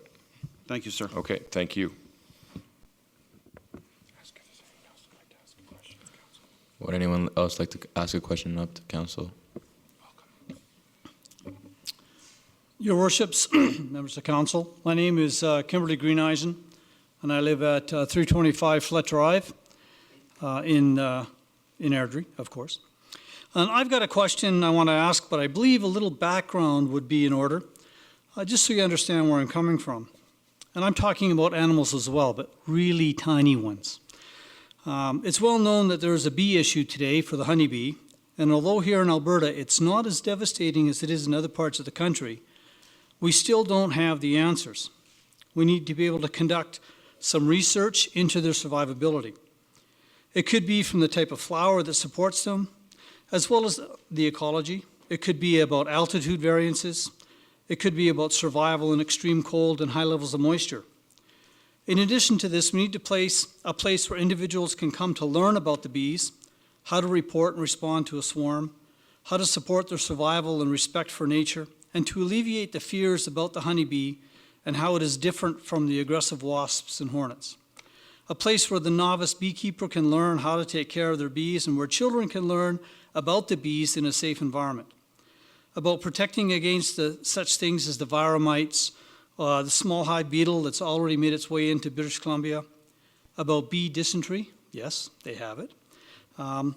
About American foul brood and other issues that we know today that are causing problems in the population of our honeybees. To that end, it's my desire to develop a bee research and training center. Now, I know that there's a parcel of land north of, on Range Road 13, and it's co-owned by the Rocky View Community, Rocky View Municipal Region, Rocky View County, and the City of Airdrie, and that the land is currently not in use. It's also my understanding there's no planned or future use for this land at this time. It's close to the city so that the public can find it, and it's in the agricultural area where it'll be valuable to research in support of the honeybee and our farmers. And I would ask for permission to establish a bee research and training facility on that piece of land. There's ways to support it through Kickstart. There's a lot of things that we can do to fund it. So I'm not looking for a cost to the city. I'm just looking for an opportunity to make use of a piece of land in the short term until such time as the future precludes its use for some other development. Thank you. Would anyone else from council like to add? Council Hunter?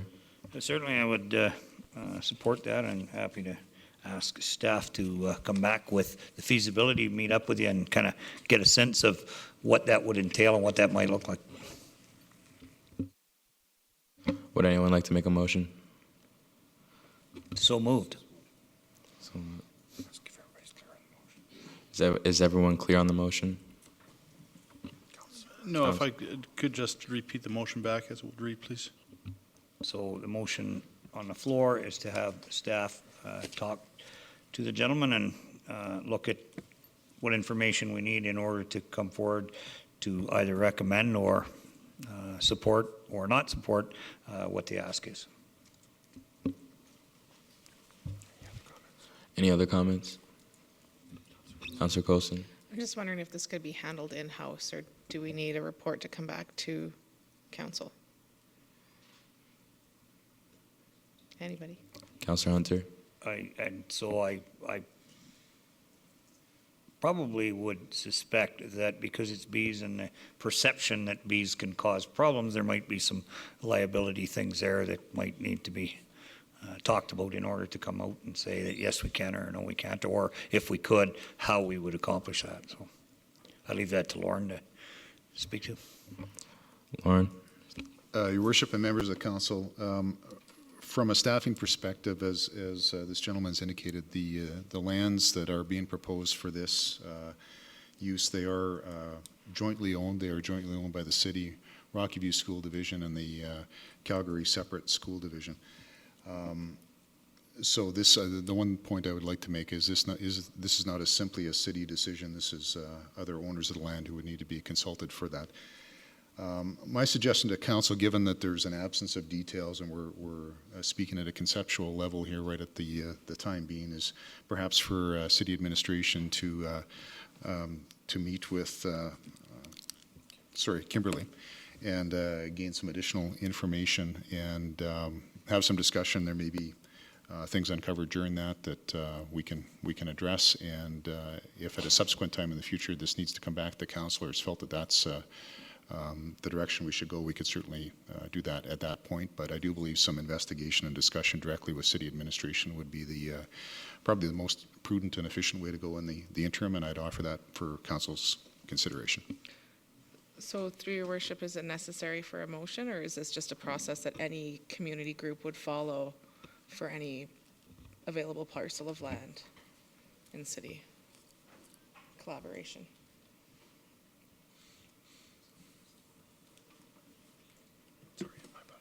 Mayor Brown? Sorry, Lauren, do you want to make a comment first? Yeah. Through your worship and members of council, the one thing I would note is that if there were a viable case in terms of discussions with city administration, the other landowners, council would have to be approached as landowner as well, and that could be a checkpoint where that would come back to council if there was deemed to be a viable business case for consideration.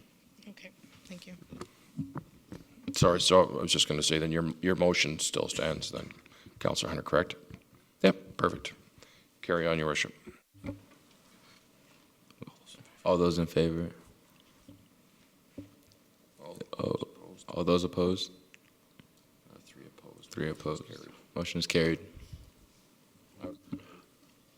If I could, Your Worship, I'd just like to, so the motion that's on the floor is basically just for consultation, correct? Just for consultation with Kimberly? Yeah. At this moment in time, as Lauren said, this is all preliminary. We don't know what's involved. We don't know the type of facility he's talking about. We don't even know the space that's required. We don't know anything. So it's Okay, really an that- investigative At that point, opportunity. then I will change my vote. I will vote in favor of that, please, if it's just for consultation with staff. Sir, Your Worship, Councillor Haig. thank you. So that the way I understood the motion was that there was to be a report. And so that's why I voted against it versus just a consultation that was recommended by staff. If that's all it was, without an official report coming back to council, then I too would support it. Councillor Lauren. He's definitely not a councillor, but Sorry, Your Worship, through the chair, I was just seeking clarity on, was the motion of council to report back, for staff to report back to council? Or simply for staff to make contact and investigate directly with a proponent the viability, and in which case, if there were a viable business case, council as landowner would need to be consulted at a subsequent date. Councillor Hunter. So, yeah, so the expectation is that you're going to consult, and Rocky View might say, forget it. And you would come back and say, guess what, forget it. It's not going to happen. So to talk with him, the other people, I would leave it to you to determine whether council needed a full report, or if the answer is no, that's a pretty easy report. If the answer is we need to dig further, then I would expect you would bring it back to us with more of that information. Okay. Mayor Brown. Sharon, can you just clarify now we've had a few changes of heart and the clarity. Could you tell us how you want to proceed? Yes, Your Worship, at this point, I do have it as a report back with respect to the feasibility of the opportunity. And so that's how I have the motion recorded, unless, through the chair, Councillor Hunter would wish to correct my record. No, I think that's good, but the reconsider, so we're unanimous now, and that's all right. Process has been followed. Okay, perfect. Thank you for the clarification. If I could please just get a clarification on the vote, Your Worship? It was unanimous from all the dissenting votes. They all decided to vote with it when they had the clarification on the motion. So it's unanimous. Correct? Yep. All good, Sharon? Excellent, thank you. Thank you, Kim. Would anyone else like to ask the council for a question? Come up. Good evening, Your Worship and members of council. My name is Jennifer Harbour. I'm a resident of Airdrie, living at 2104 Reunion Square. And Sorry, I just want to remind everybody that we're live streaming. You don't have to give us your address, just the community you live in. If it's Ravenswood or Stonegate, whatever is fine. Thank you. Thank you. Perfect. Good evening, Your Worship and Council. My name is Louis Coffrey, Airdrie. So on behalf of the Little Dragons program, after-school program, I have two questions that can be directed to council or through any city staff that may be able to answer these questions as well.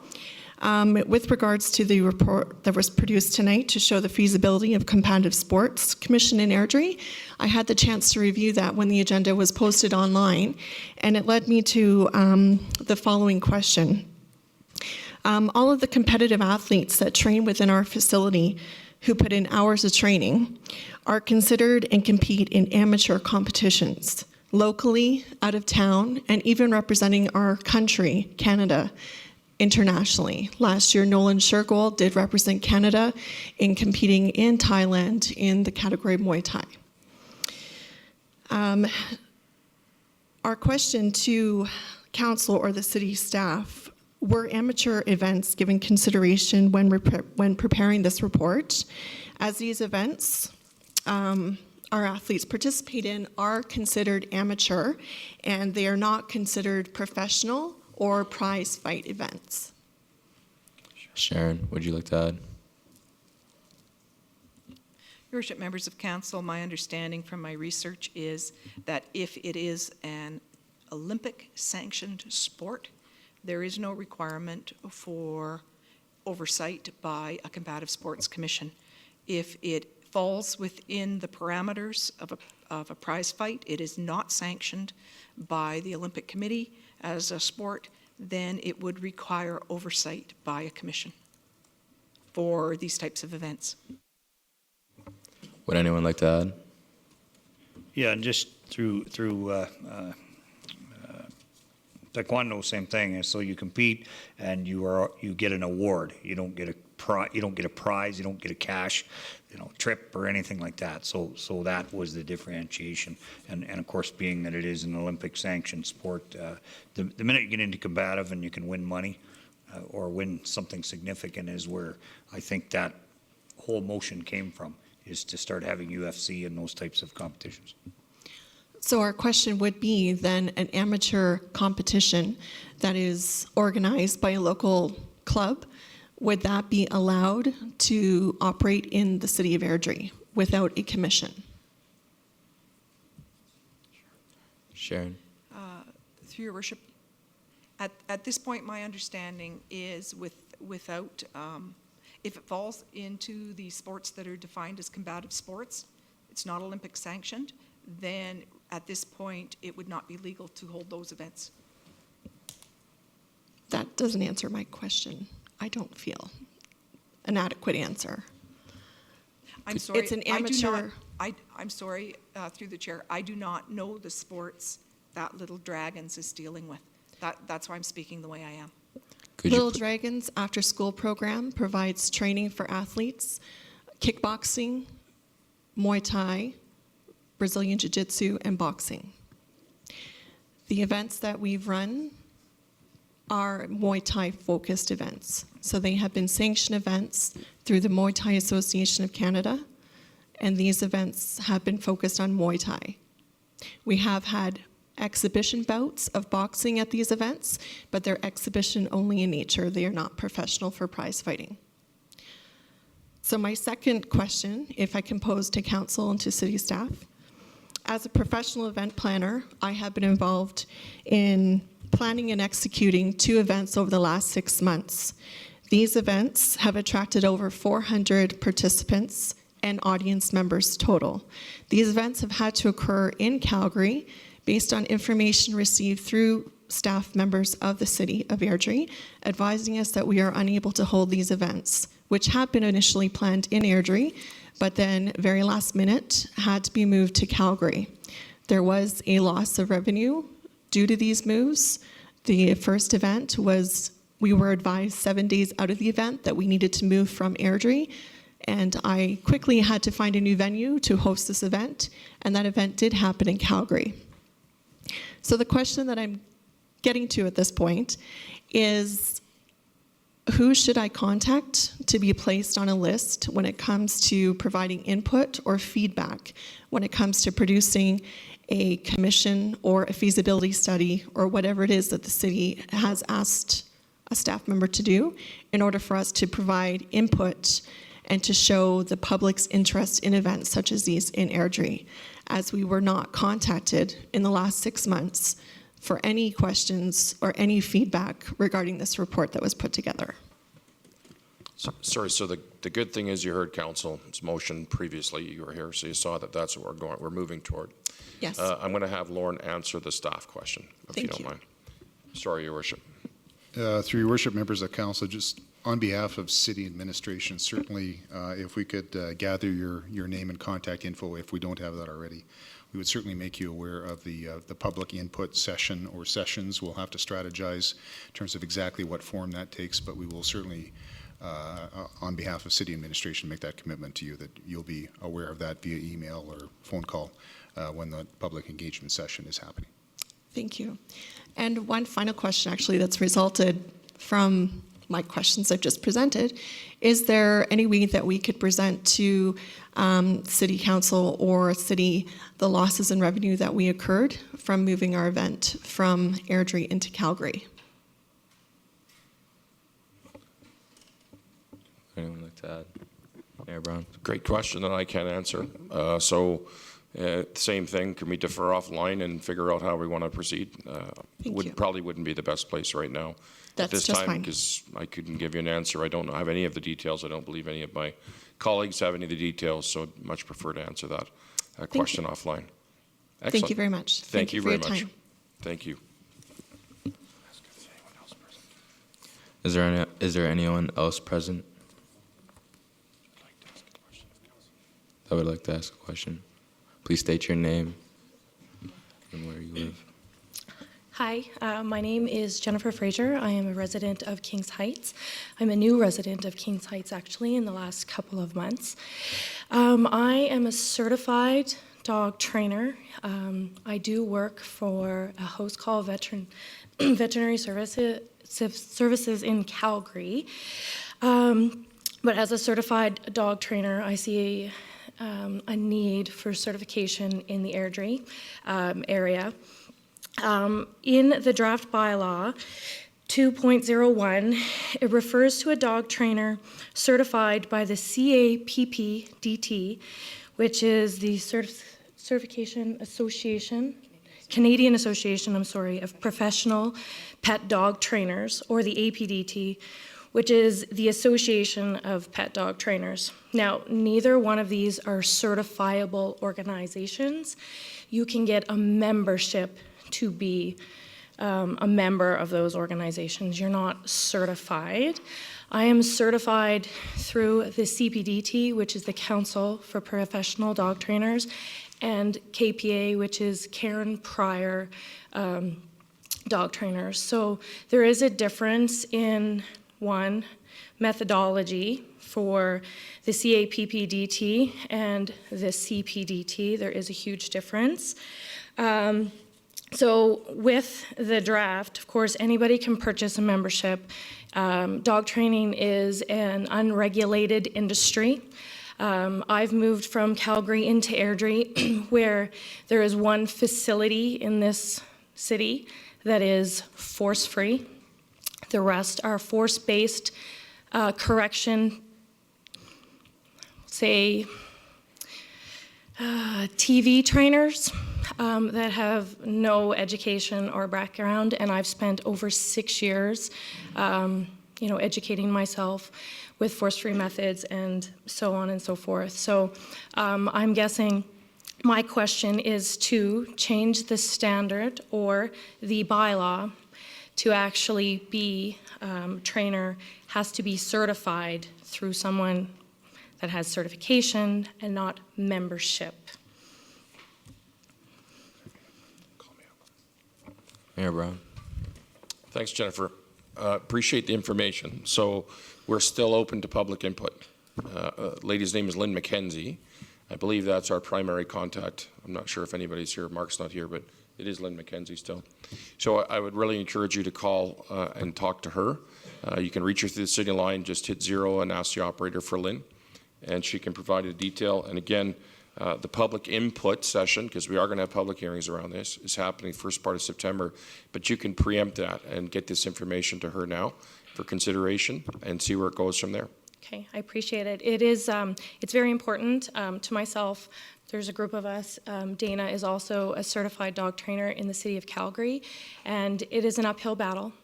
Coming into a smaller town than I was, and seeing the amount of increased bites. I'm also a child advocate for dog safety.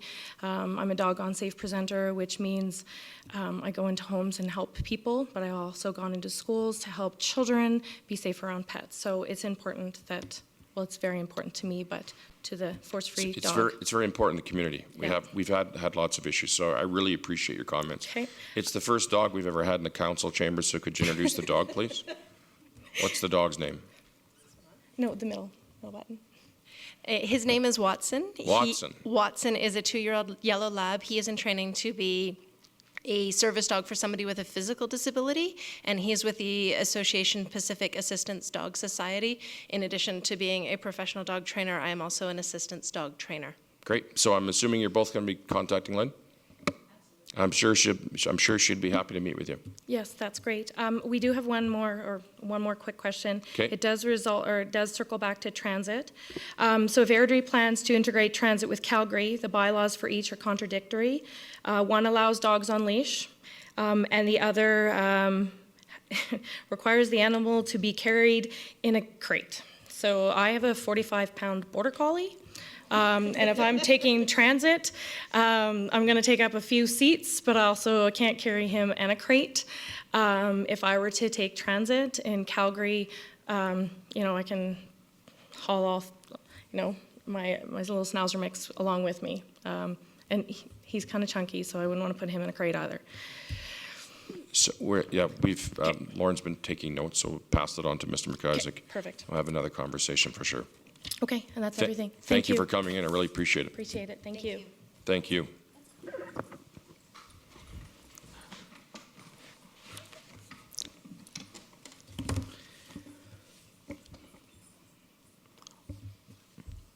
Good evening, Your Worship, members of council. My name is Mohammed Benini. I live in Airdrie. I came here in 2015 to ask for in December 2015 to ask for a competitive sport bylaw so that Airdrie can start attracting events in what is the fastest growing sport. I'm not impressed in the time it took to come up with a report for information. In that time, I believe a bylaw could have been drafted and public input results could have been made available to council. Living in Airdrie, I have seen a lot of good opportunities missed by Airdrie councils because of politics. One which is promises for a 24-hour hospital. I'm here today to make it easier and simpler for council. I would like to ask council for a motion for a pilot project to host a competitive event in Airdrie with professional and amateur fighters. I'm hoping to promote this event and approach at least one martial arts business in Airdrie to help me out. I want to donate 50% of the profits made in that event to help build a hospital in Airdrie. And I'm hoping to have a marketable main event to sell tickets online for viewers to pay-per-view. I know there are 2 term members in council who have been promising Airdrie a hospital, but thanks to politics, Airdrie never got one. I'm sure thousands of Canadians and Airdrie residents would want to see a hospital built in Airdrie. So why not have a hard-working politician and a loudmouth taxi driver face off in an Airdrie main event? My question tonight is, considering I'm a pink belt in Taekwondo, can council make a motion to approve a competitive MMA pilot project event in Airdrie? And I'm also hoping for a suitable 2-term member on council who will volunteer to face me in that main event competition with the martial art of your choice. Mayor Brown. I'd like to defer to your worship to respond to these questions, actually. Except him, I didn't plan Thank you, for him to be there. So first of all, we've never advocated for a hospital. Let's be clear, never a hospital. We've wanted 24-hour care, and believe me, we're very, very close to getting what we need. Secondly, I'll volunteer Councillor Hunter. He's in a combative, what do you take now, Taekwondo? Councillor Hunter, are you Taekwondo? Yes, but I don't beat people up for money. Oh, fair enough. Well, we won't have any prize money for this one. It'll be a volunteer.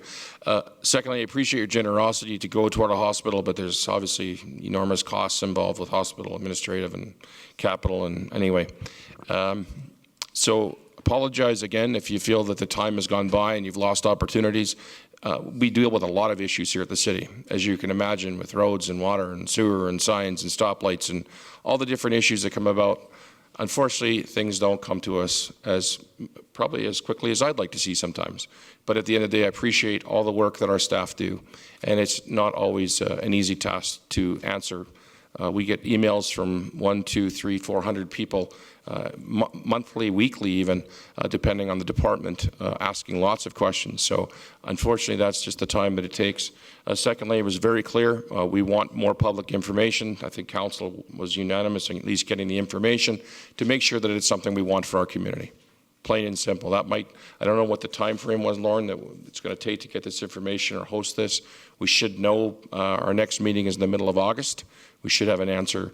Certainly by then, it'll be on the to-do list as to when this will come about, how it will come about, and how you can participate. I don't believe there's any inclination, certainly on my part, to have a pilot project as it relates to combative sports, nor can we legally do that, unless we had a commission based on what I understood in the report today. So from there, I wish I could give you more detail, Mr. Bonini, but as far as the pilot project, it's a non-issue right now. Certainly for me, if there's any other comments from council, I'd be more than willing to listen to. Nope, I think everybody's clear. Thank you, Your Worship. And I would also like to ask your new worship. Oh, no, he's very good at how it feels to play basketball without a net in it. I mean, I make buckets, so I don't miss. So can you do a swish without a net, or is it an air ball? As long as the rim there, I don't miss. So can you please tell council to go around Airdrie and put nets in the basketball rims, please? Oh yes, that would. I mean, I don't that'll be. So, sorry, Mr. Bonini, you're such a troublemaker here, but I really appreciate your energy and enthusiasm. And yes, I know it is a good idea, but we have board reports coming up, and that's where you have your opportunity, right? Perfect. Thank you, Mr. Mohammed. Is there anybody else present to ask any questions? Okay, with that, we'll call a 5-minute recess. With that, we'll call a 5-minute recess. Yeah.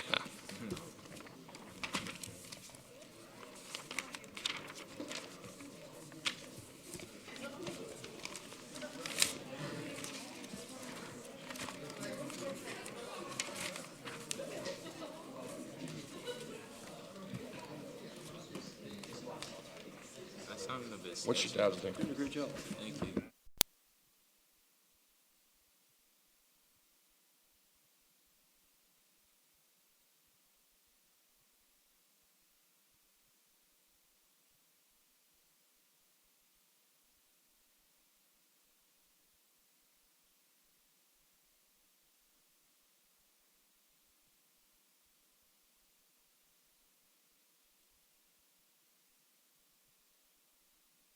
All right, we're going to reconvene.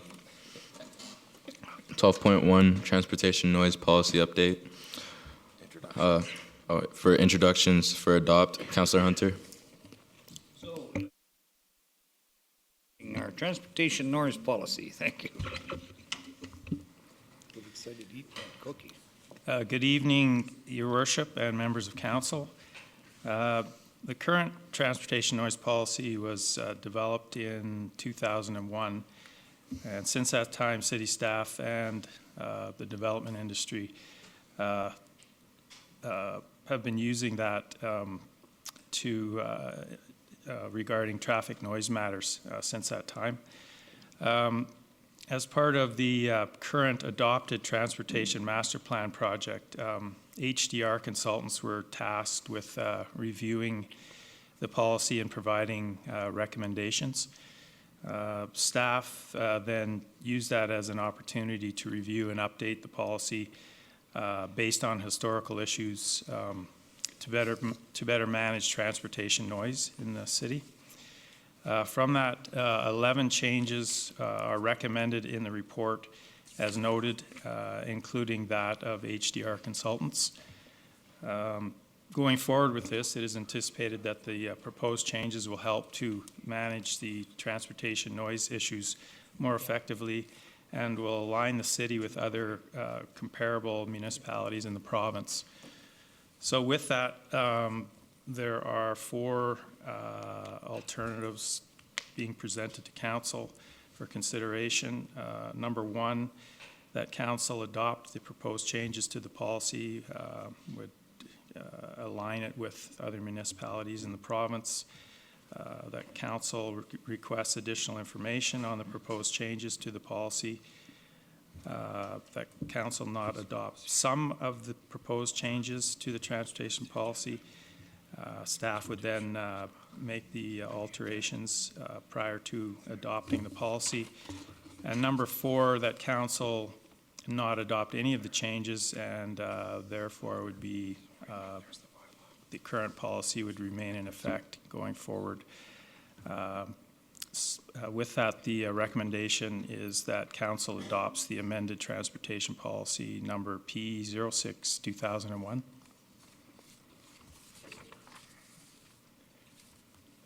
Thank you, Tim. Councillor Hunter.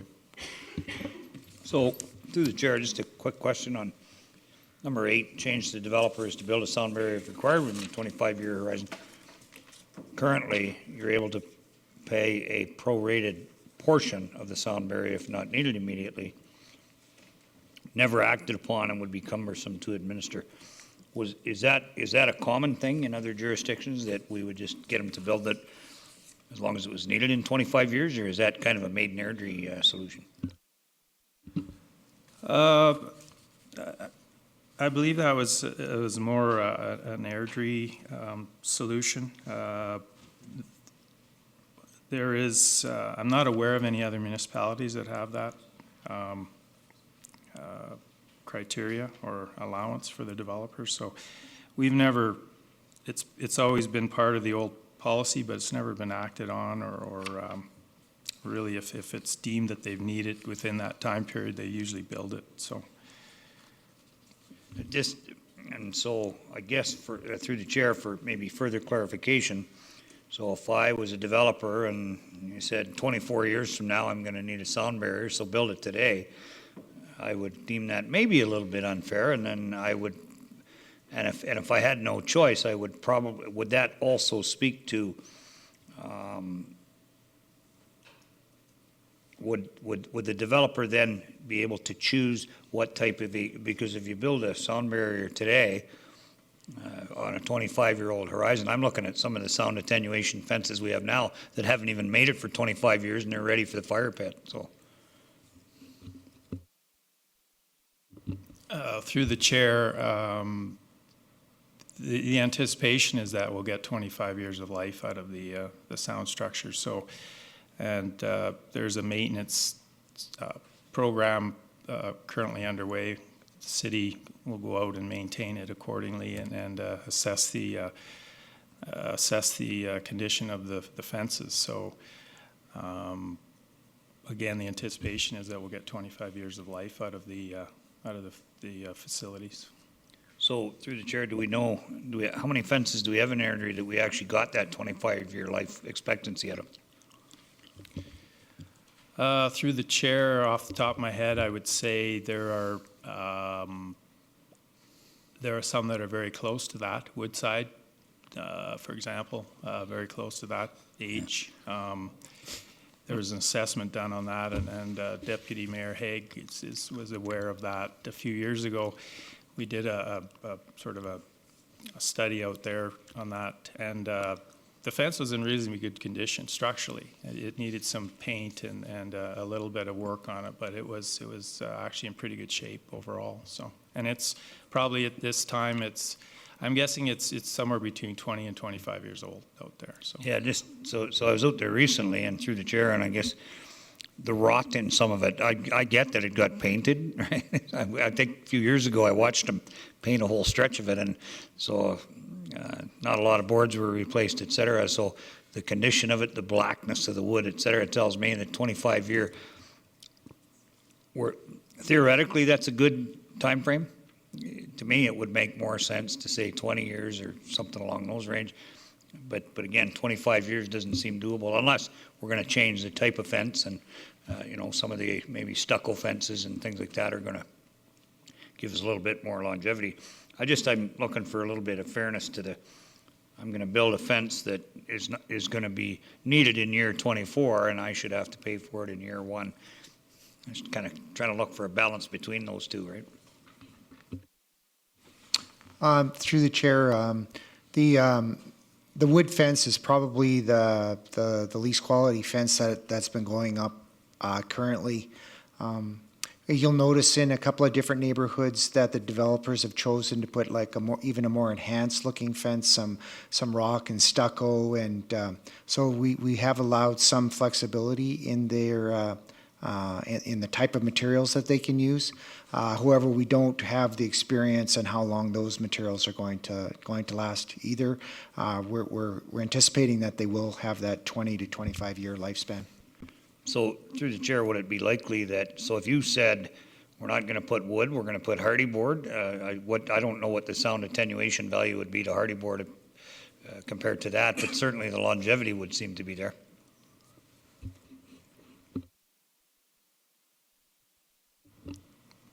Yeah, I mean, we'd have to, wood is sort of a proven commodity, if you like, for sound fence, sound attenuation.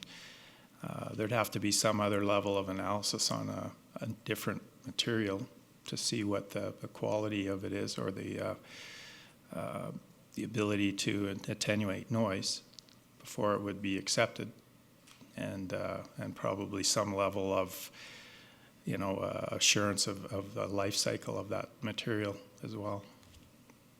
So nobody's out there, other jurisdictions haven't been using a different thing for, I get that standard practice was wood because it was cheap and available, and, you know, everybody had some, but again, some of the more composites that are out there, things like that, you look around at some of the PVC fences, I would never choose one because it's very expensive when it gets broken, but again, hardy board or composite board or things like that, it would seem to me that maybe they'd be as good a sound attenuation, but just I'm looking at longevity, because if I'm the guy that's putting the dollars out for a fence that isn't going to be needed till year 22, year 23, and I've paid for it in year 1, and 15 years down the road I'm looking at it and it's, you know, coming apart and those things like that, I'm kind of questioning the value of doing that. So I see even the new fences around, you can see you know, some of the wood that's going up, and depending on where they got the wood or how they installed it, it's going to give you the longevity. But that was the only concern I had with it. Quick question. Mayor Brown. Timmy, so just Midtown, for instance, and then you look at the cost comparatives, right? It's going to last a lot longer, but when it does go, it's going to cost a lot more to put that back together, correct? So can you just sort of elaborate on that? Because there is a cost effectiveness. I know they don't last as long, but it's a lot cheaper to put that up than it is to do the other stuff. Sure, you comment from either one of you would be great. Yeah, Your Worship, it's more durable material for sure. I mean, it probably weathers a lot better, and I don't know exactly the extended life you'd get out of it. It may be double what a wood fence is. I don't know if you're looking at some of the ones that are down in what they're doing now in Midtown and Hillcrest. Midtown, yeah. Yeah, and you know, certainly they're going to last longer than a wood fence would be my speculation. How much longer, I don't know. It wouldn't surprise me if it was double that, just because of the durability factor, but I'm just speculating on that. So, and then a cost analysis, we haven't really looked at that, sort of a cost-benefit analysis. So, okay, fair enough. Would anyone else like to add? You need a motion.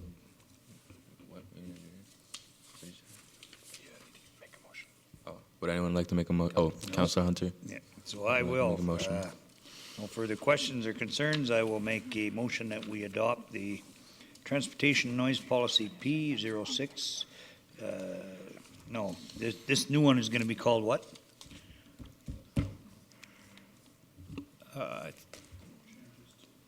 2016. P. it's the same number policy. It's just there'll be a 2016. revision date put on it. Yeah. Okay. It's the same. That'll update. It'll be Yeah. P6 2016. Right. Perfect. All those in favor for transportation noise policy update? Sorry, clarification. Your Worship, because it's an amended noise policy, it will retain its original date and numbering format of P06 2001. Thanks, Bob. Thanks, Tim. Oh, all those in favor? It's unanimous. Thank you.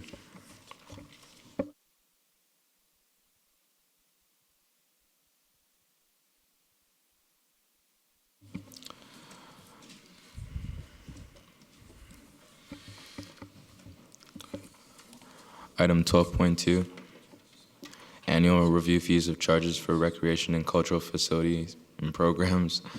Introduction, Councillor Bellick. Thank you, through the chair. I can see Greg and Patty are at the podium already, so they can talk to us about the annual review of fees.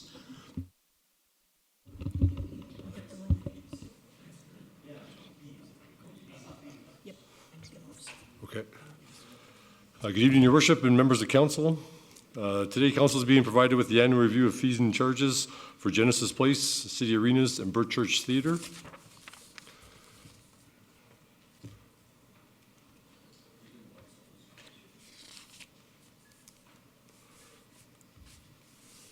Sharon, is this one on, or? It says on, yeah.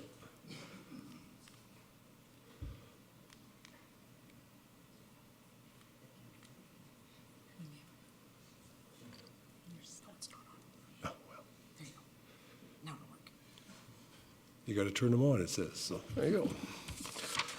The purpose of the fees and charges for 2017, review these on an annual basis, ensure a consistent approach and methodology is used, ensure fair and equitable application, and ensure fees are aligned with council's vision and benefit the community. The methodology used with fees and charges, program user fees equal a full direct cost recovery. The approach and practice to establish that in evaluating user fees within this category have been based on the historical direction of council to ensure program user fees are full direct cost recovery. Other fees include admission fees. Those are based on market comparisons, and facility rental fees, which are also based on market comparisons. How do we complete market comparisons? Administration gathers data on user fees charged at comparable recreation and cultural facilities. In this case, there's 15 used across Alberta. The data is compiled and organized by facility type and facility amenities, such as meeting rooms, admissions, field house. Administration reviews the information to understand current facility and program fees in relation to the comparative facilities, to investigate trends in pricing and marketing strategies, and to make recommendations for future user fees. Just some information, 2 programs that Council and Community Service Board have approved. Our Participant Support Program, in 2015, we had 65 families or individuals access the program, and the Exercise Prescription Initiative, which is put on with the Alberta Health Services and the Primary Care Network. This is something that Council approved last year. We had 54 participants, of which 9 annual passes were sold, which is a really great number. That was put through the Primary Care Network with a partnership with Genesis Place. This next slide shows the Genesis Place revenue source. The first one that we're going to talk about is the 44%, which is our admissions. And through our gathering information, some trends that did come up. 2014 to 2015, there was a reduction of 25%, 600 annual pass sales decrease. The data also indicates that adult annual passes below market comparisons by 11%.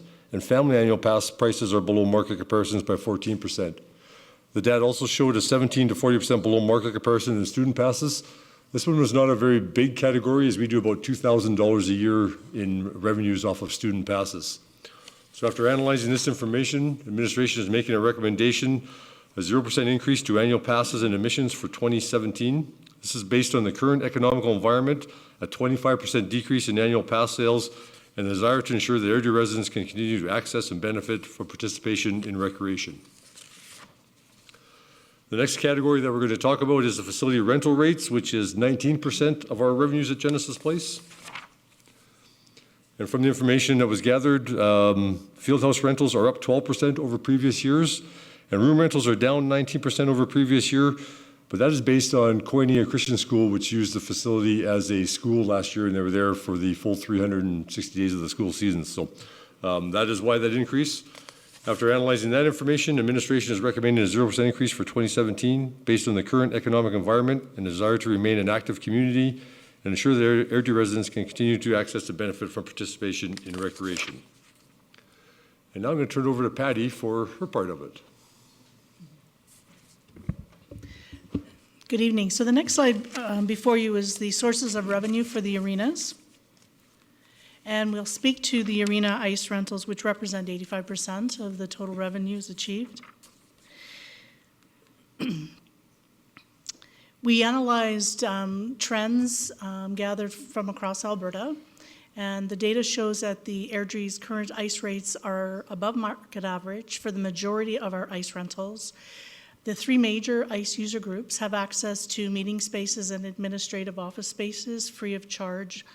And during the 2017 administration will investigate the merits of introducing a commercial rate that will apply to business rentals. Administration is therefore recommending a 0% increase to ice user rates for 2017, which is based on comparisons that reflect that Airdrie's ice rental rates for prime time are slightly above market average. The next slide moves into Birchchurch Theatre. So the graph shows the various revenue sources for the theatre, and we'll speak to the 27% of revenues that are generated through the performance series, the facility rentals, and the PAC programs. So 75% of the revenues are generated from those three sources I just spoke about.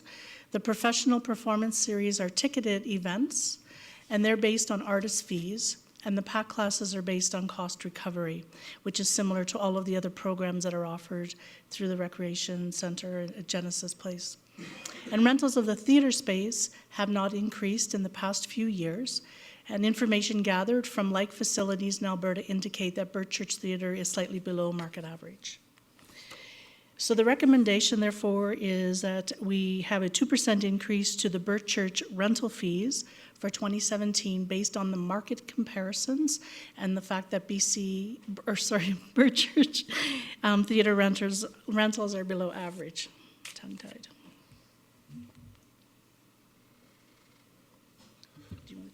So just to kind of wrap up the report here, the recommendation of council approve the Community Service Advisory Board recommendation of the following: admission fees remain at 2016 rate, the arena rental fees remain at the 2016 rate, the fieldhouse meeting rooms aquatic rental rates remain at the 2016 rate, and Birchchurch Theatre facility rental rates increased by 2% for 2017. And we're available for any questions. Thank you, Greg and Patty. Councilor Hunter. Certainly, I support a 0% across the board. I don't want to give anything to Birchchurch. Again, it's tough to fill that venue at any given time, and the current economic climate is the same for Birchchurch as it is for the arenas and everybody else. So I would prefer that it went 0 across the board. Any comments from council?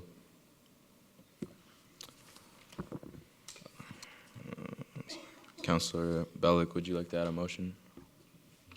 Yes, through the chair, thank you. I'd like to make the motion to endorse the recommendation of the CSAB for fees as presented. Mayor Brown. I don't disagree with Councillor Hunter.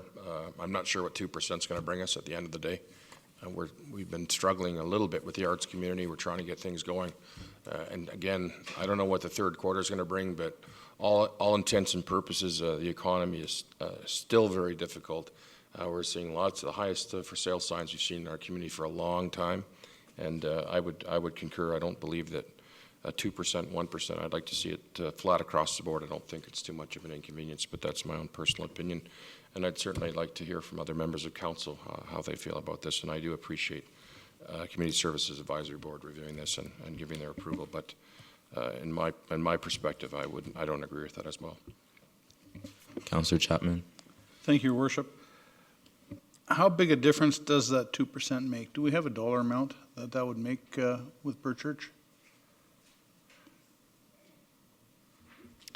It would generally vary between $10 and $40, depending on the amount of time that someone would rent, whether it's a full day or it's a half day. I can see that here from the report, but I'm talking overall. Like how much is that? Total. Total for a year? Total. That 2%. What are we going to lose? For that particular revenue source, we're talking about $2,500. No, I'd be supporting a 0% increase as well, Your Worship. For $2,500, it's... And just to follow up on that, Patty, is that based on selling out or what we did last year?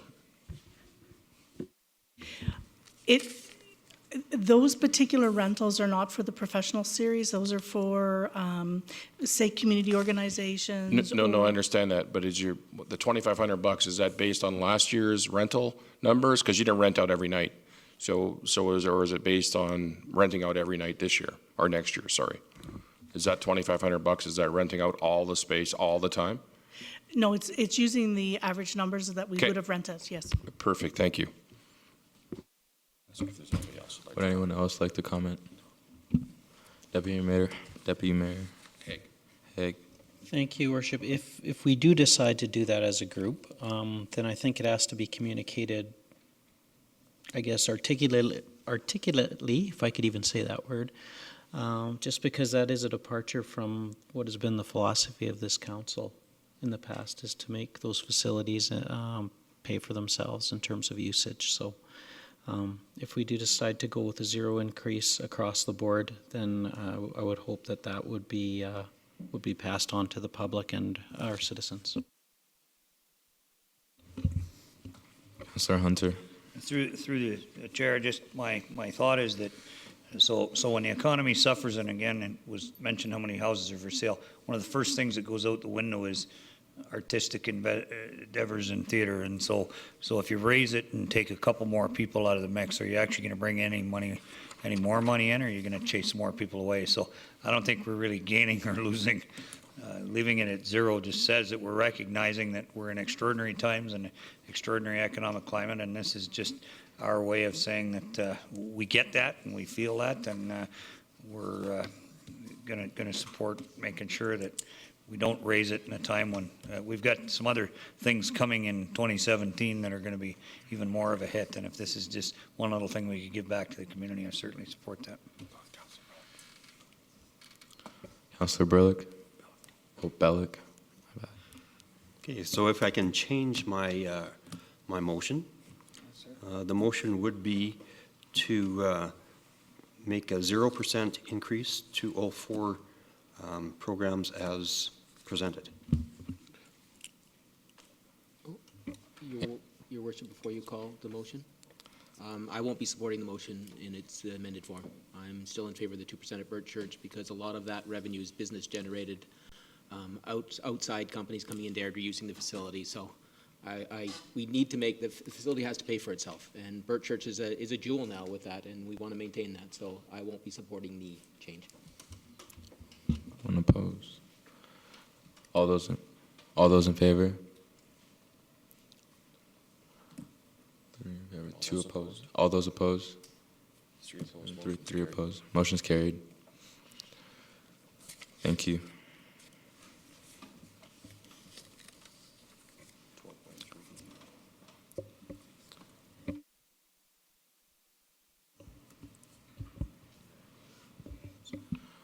.3 Just before we get there, Your Worship, Greg would like to make a comment. Go ahead, Greg. Sorry, Your Worship, I just wanted to bring to Council's attention just some information on the Fort Mac. To date, we've had 89 people use the complimentary passes through the system, so I just want to make sure that you got that information today. So that's as of today. Thank you.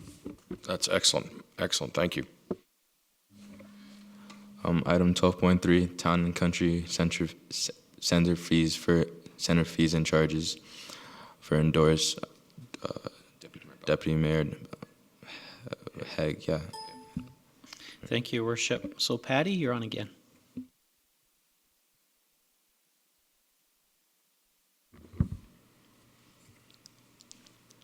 Thank you, Your Worship and Council. So before you is a presentation on Town and Country fees and charges for 2017. So before you is a graph representing our lengthy experience to date in managing that facility, which is now just 6 months. And so we are going to speak to,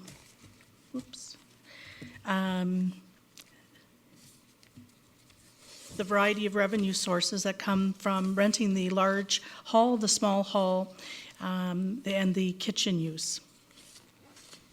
So during this time, one of the tasks we embarked upon was surveying the many and various users and renters of the facility and asking them a lot of questions about their experience. And the results show that about 73% requested consistent and equitable rental rates, and that there would be a simplicity of rates being proposed based on the user feedback. And this information was coupled with information gathered from similar facilities in the Calgary-Rocky View County catchment area.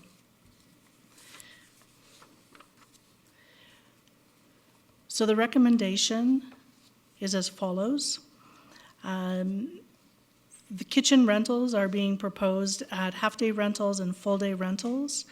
You can rent the proposal is that the large hall would be continually be rated at an hourly rate or a full-day rate, similar for the small hall, and that there are other fees associated with cleaning up the hall, whether it's the small hall or the large hall, and requesting a deposit for one-time events.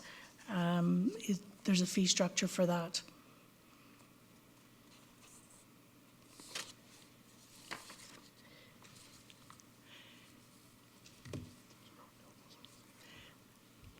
So the recommendation is that council approve the Community Services Advisory Board recommendation of the following: that the commercial and non-commercial rental rates for the community halls at the Town and Country Centre are endorsed as presented in the table following.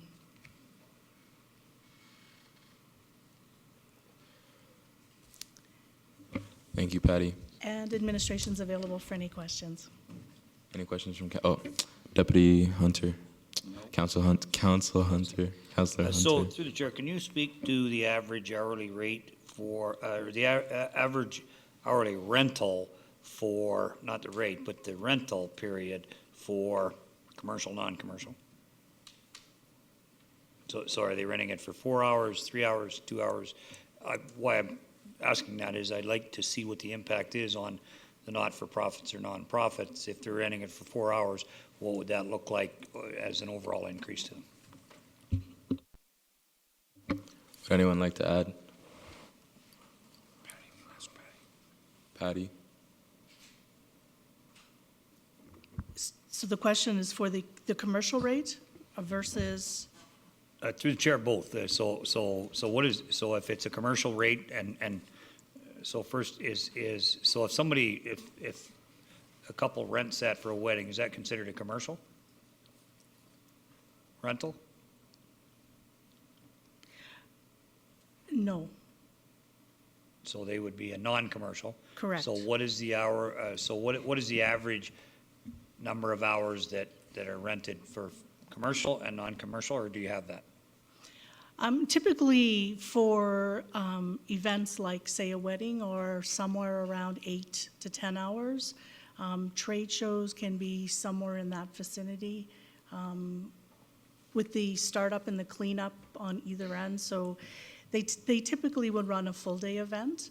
A wedding might start sort of late afternoon but go until early in the morning, where maybe a trade show might start early in the morning and can continue until the early evening. But they can be all quite different. Does that answer your question? Yeah, I guess, so the proposed commercial is 156 for commercial. So commercial's going up the way I'm looking at that for the large hall, but it's actually this year would be less for non-commercial because the Columbus Society was charging $149 across the board. Is that right? Is that how I read that? So the second column, which is the current fees, would have ranged. And then the third column would be the rates proposed for commercial rentals, and the fourth column is the proposed rate for non-commercial rentals. All right, so through the chair, the current fees were $149 for commercial and non-commercial, correct, by Columbus Society? That, because you haven't broken that out. There was not a commercial and non-commercial by Columbus Society. Did they only have one rate? Through the chair, there were two rates. So the hourly rate was $149, and the full-day rate was posted at $975.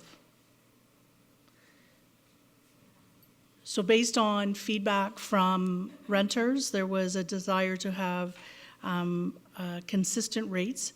So those hourly rates and full-day rates are proposed to maintain that consistency as requested by the renters of the facility. Yeah, I guess I'm not following the logic there. So if I look at the large hall rental, the hourly rate, average market for 2016 was $195. The current was $149.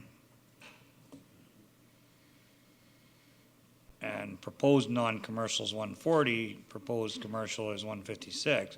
It appears the way I'm reading that is that's almost a $9 drop on commercial, but it's about a $6 and change increase on the commercial. Is that not correct? Yeah, yes, and based on the research from similar facilities, as mentioned earlier, around the Calgary area and Rocky View similar halls, that's where we landed on this particular price structure. Yeah, I'm okay, I'm okay with that piece. If that's true, that we're gonna drop it for the non-commercial a little bit and pick it up on the commercial, then I'm okay with that piece. Because again, the non-profits, not-for-profits, the weddings and people like that, it's gonna have a significant increase on, or impact on them, but it appears, the way I'm reading this, is it's actually gonna drop for the non-commercial, but it's gonna go up for the commercial. For an hourly rate for the large hall. Okay, perfect, Councillor Chapman. thank you. Thank you. Through your worship, the deposit for one-time events, 25%, is that a non-refundable deposit after a certain length of time, or how does that work? If somebody books a wedding for a year down the road, pays their 25%, but 6 months from now something happens and they're not getting married anymore, are they out that 25%? Or is there a grace period there somewhere? It would be in line with deposits for other facilities, so it's within the 30-day period. And we recognize that sometimes things happen, but it's to protect, it ensure that there's some activity actually occurring in the event and we don't get last-minute cancellations. Okay, so 30 days. If they cancel within 30 days of the event, they're out. Okay, I'm fine with that. Was thinking if they've paid a 25% deposit and something goes south, they're fighting for that deposit back. So I'm fine with the 30 days on that.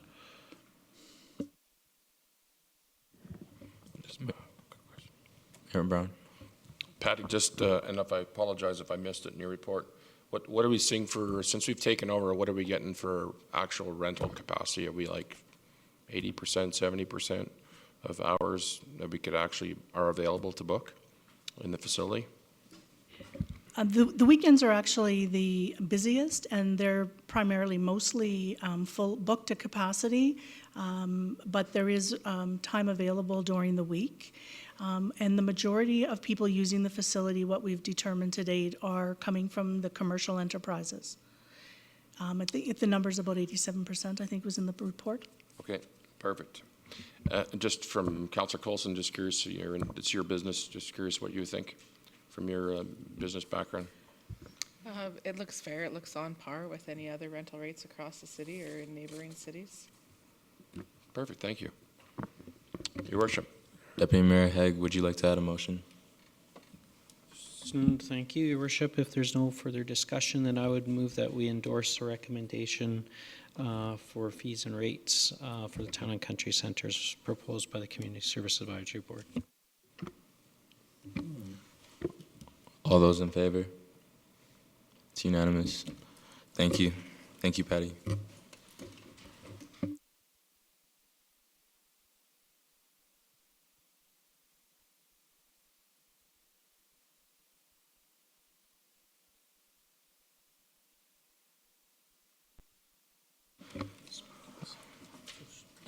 Says what it is. Yeah. Oh, okay. Oh, okay. Item 13, correspondence. Sharon.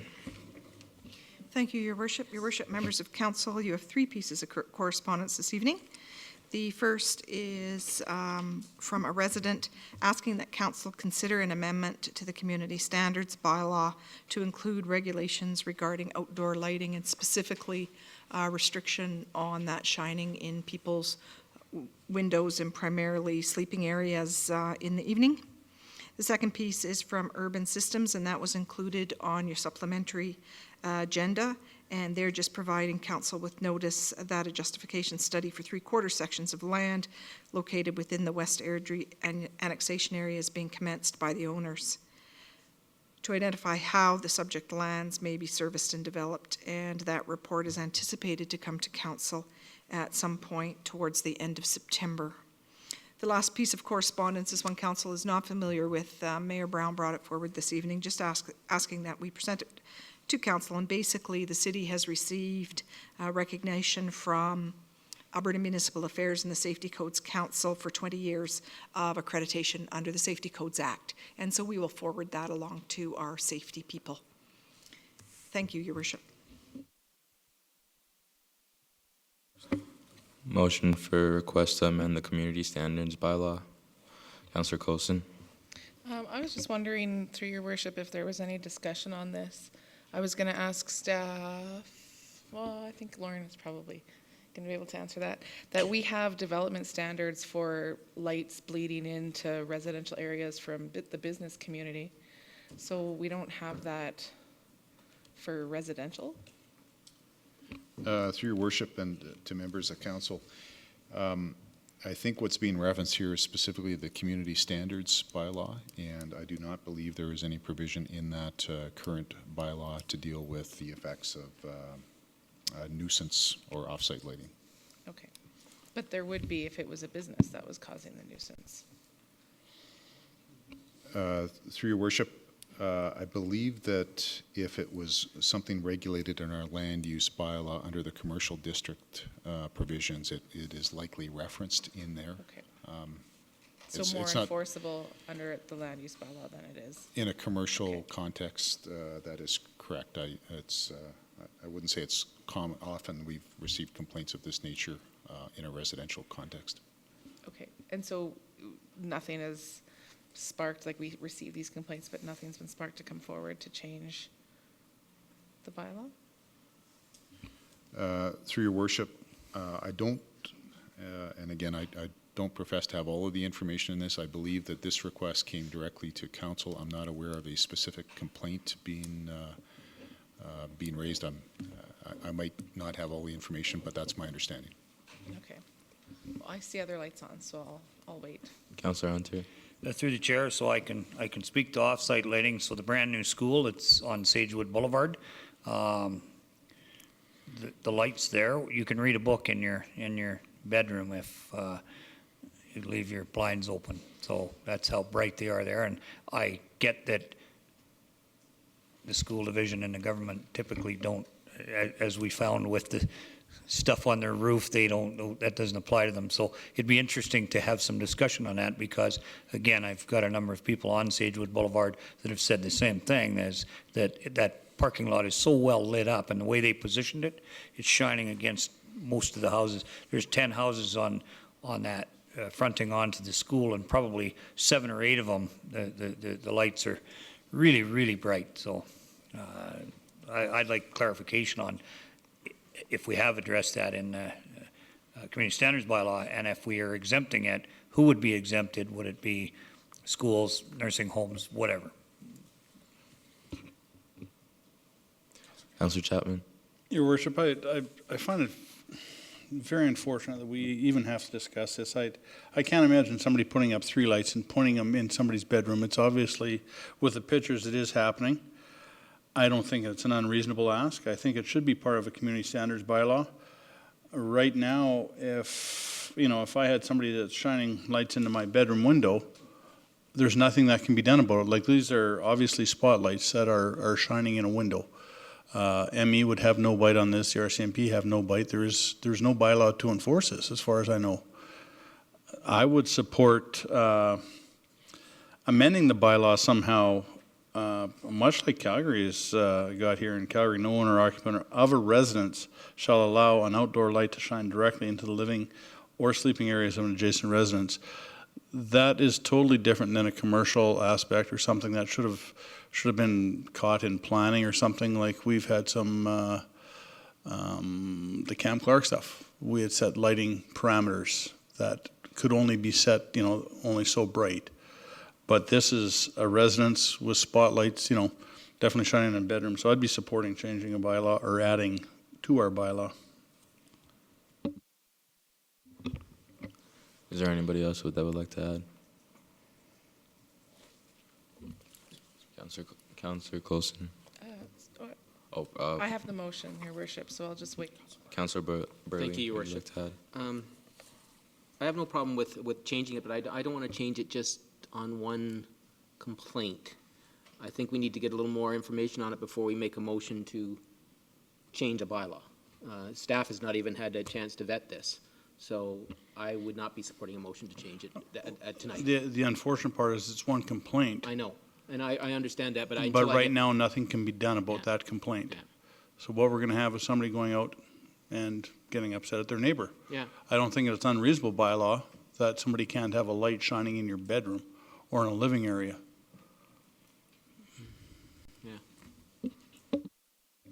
Councillor Coulson.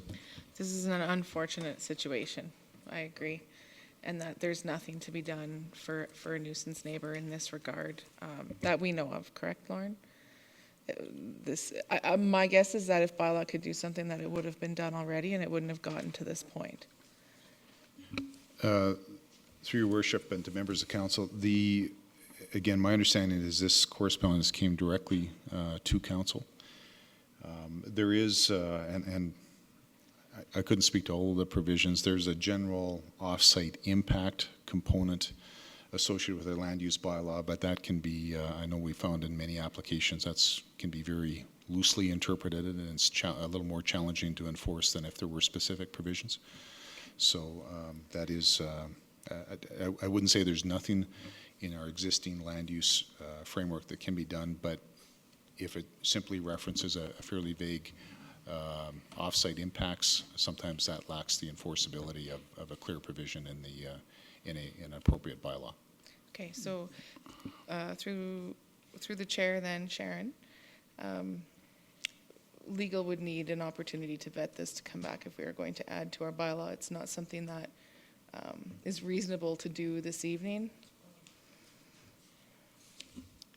Through your worship, our preference would be that if you're looking for a bylaw amendment and information on how it can be managed, I'd prefer that be given to staff rather than something be made on the fly, because you'd need to give 3 readings to a bylaw. Right, okay. So then I'll make the motion that staff report back as soon as possible to see what can be done and what can be added to the community standards bylaw. Councillor Chapman. I just want to make sure that's the community standards bylaw, not the land use bylaw. Yeah. Land use bylaw addresses off-site lighting. This is obviously community standards. The same way that if somebody had dandelions growing 3 feet tall in their backyard, that can be addressed. If somebody's got a dog barking that's all night, that can be addressed. But right now, under community standards bylaw, these lights cannot be addressed. So I would like an opinion on that as well. A report back. A report back what we can do The about possibility of putting it into the community standards bylaw. invasive lighting or whatever the case Quickly, may be. I know we have a break over the summer. I don't know how quickly we can get back. I'm hoping it's something simple that can come back rather quickly. Okay. Sir, Councillor Coulson, can we just add that we want to make sure that if there is any enforceability from RCMP Yes, absolutely. and ME, that they get on it, because this is an obvious nuisance. Yeah. They're lucky they don't get a brick through it, just based on the photographs that I saw, because I know if I was living there, I'd have very little patience for what's going on there right now. I completely sympathize with the challenges these neighbors face. So I would hope that that's duly noted here tonight, that if there is something we can do to absolutely need enforce it, hopefully there's a they were clause lucky. somewhere. But I'd recommend a big mirror in the short term and blaze it back. But that's off the record, I guess. It's just unfortunate, ladies and gentlemen. I know it sounds funny, but this stuff is ridiculous that we have to deal with these issues, that people are this going to this extreme with their neighbors is absolutely ludicrous. And it's just so disheartening to see in such a great community that the people have to endure this kind of behavior. It's just unbelievable. Anyway, I've said my piece. Your Worship, there's a motion on the floor, sir. Councillor Motion. So the motion was to have staff report back as soon as possible on what can be added to the community standards bylaw to deal with issues like this. Not just the zone, I guess. If we have some other complaints sitting there that are being difficult, but specifically lights shining into neighborhoods, neighbor windows, and sleeping areas, and I guess living spaces as well, because that would be a nuisance. All those in favor? Oh, sorry, there was. Or was this Councillor Hunter? Yeah, so just, there are some others that, and I spoke to Lauren briefly about it, I'll bring that up in board member reports about, there's some other burning issues, community standards, and it's along the same lines, but this will capture kind of the invasive lighting piece of it, so certainly support that amendment. I guess at this point, it's just to get it to come back quickly so that we can deal with this specific issue, then let's just look into the lighting. Anyone else like that? All those in favor? It's unanimous. And just for the members of the media, I was just playing with throwing the brick. Just was an expression. Just, you can take it how it was said, but it wasn't meant that I'm the mayor's trying to produce residents to have violence against violence. It's just expressing my frustration with something like this. It's just ridiculous. Sorry, Your Worship. Oh.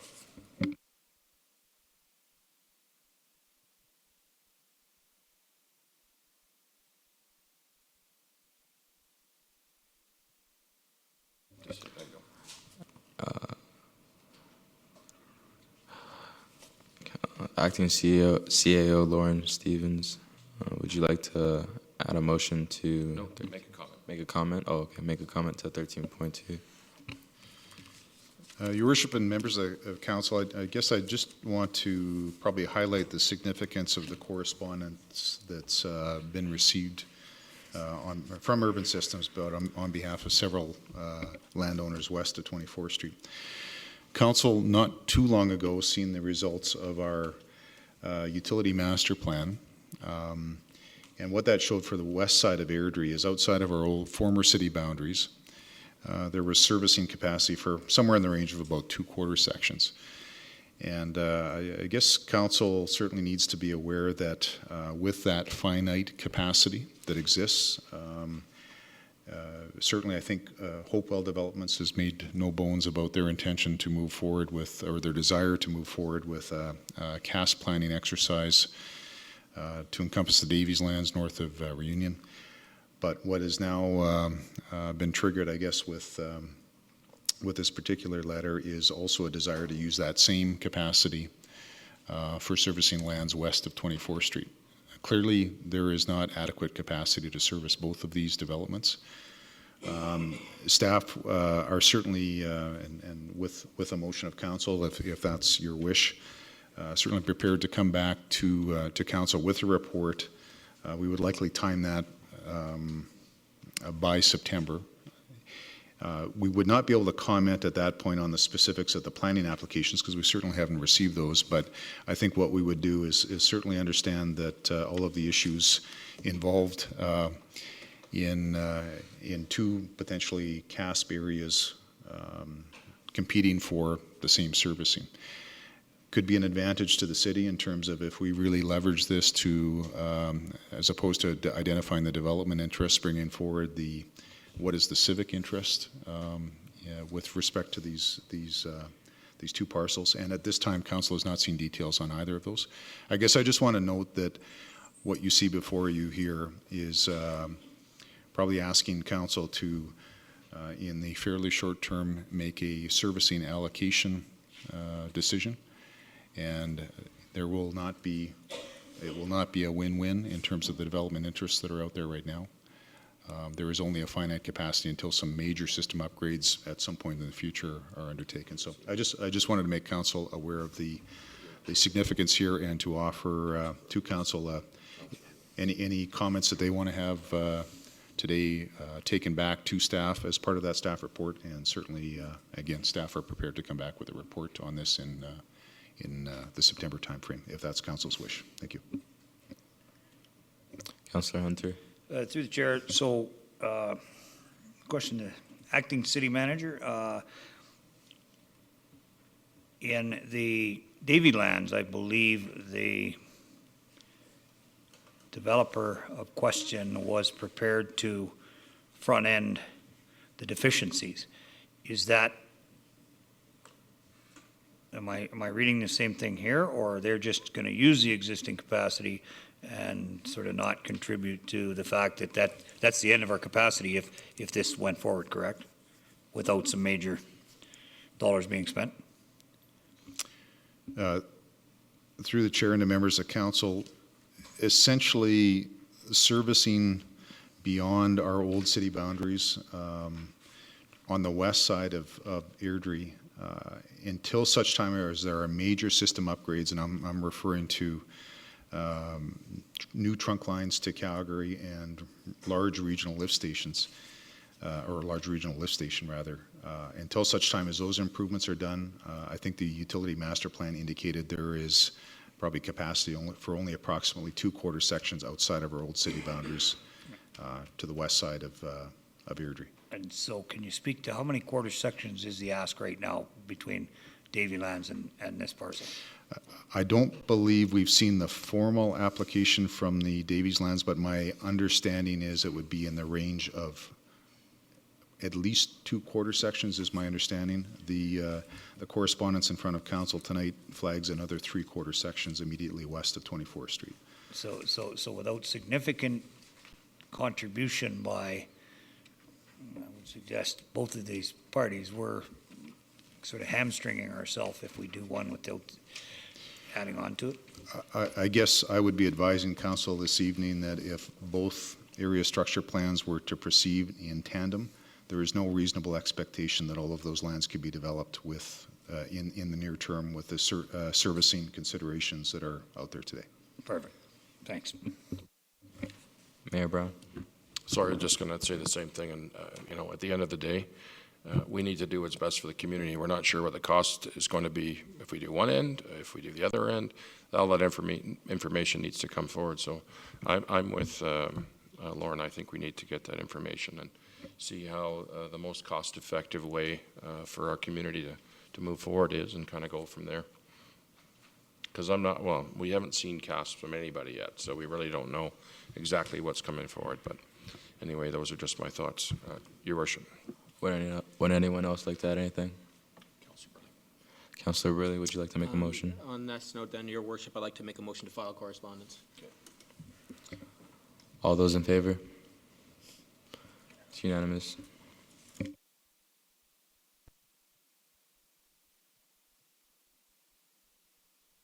Board member reports.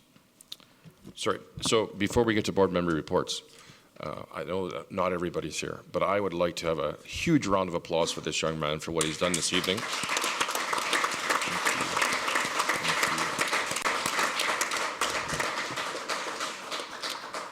And as I said earlier, I spent the day, or part of the day we had lunch together, exceptional young guy. But just so you know, all the questions that he asked transportation, they were his own. He wasn't inspired by anything I said. He pulled it all together himself. He's very informed.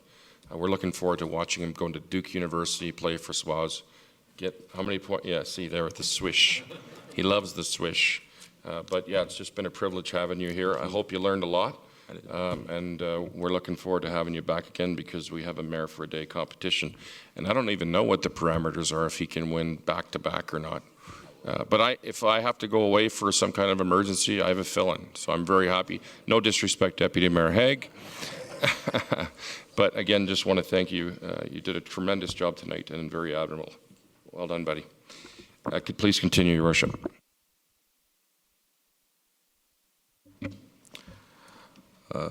Deputy Mayor Haig, would you like to appoint for 2020 game? No? Nope. We're actually good for you to see that. We're going to bypass that altogether. Oh, okay. And we're just going to go board member reports and start with Councillor Okay. Chapman. Councillor Chapman, board member reports. Boy, down to me, first of all.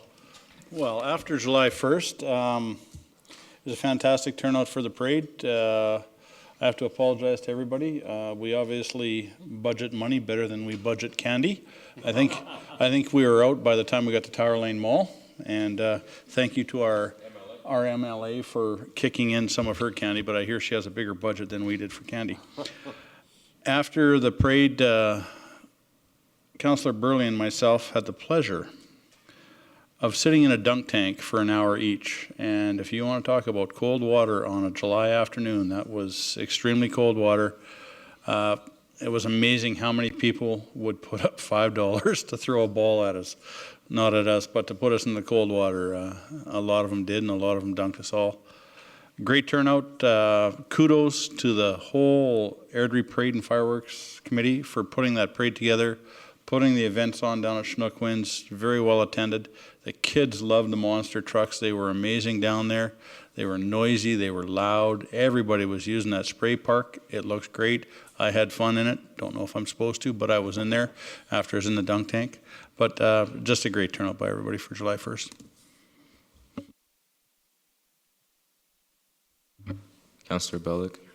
Thank you. I'd like to echo the sentiments of Councillor Chapman, as well as I'd like to thank all the volunteers that helped out for that day. Without the volunteers, we wouldn't have half the organization or half the successful events that we do have. And I'd just like to put a kudos out to them as well. Councillor Hunter. So myself and Norm McRae were honored to provide a motorcycle honor guard for two veterans, Tom Adnall and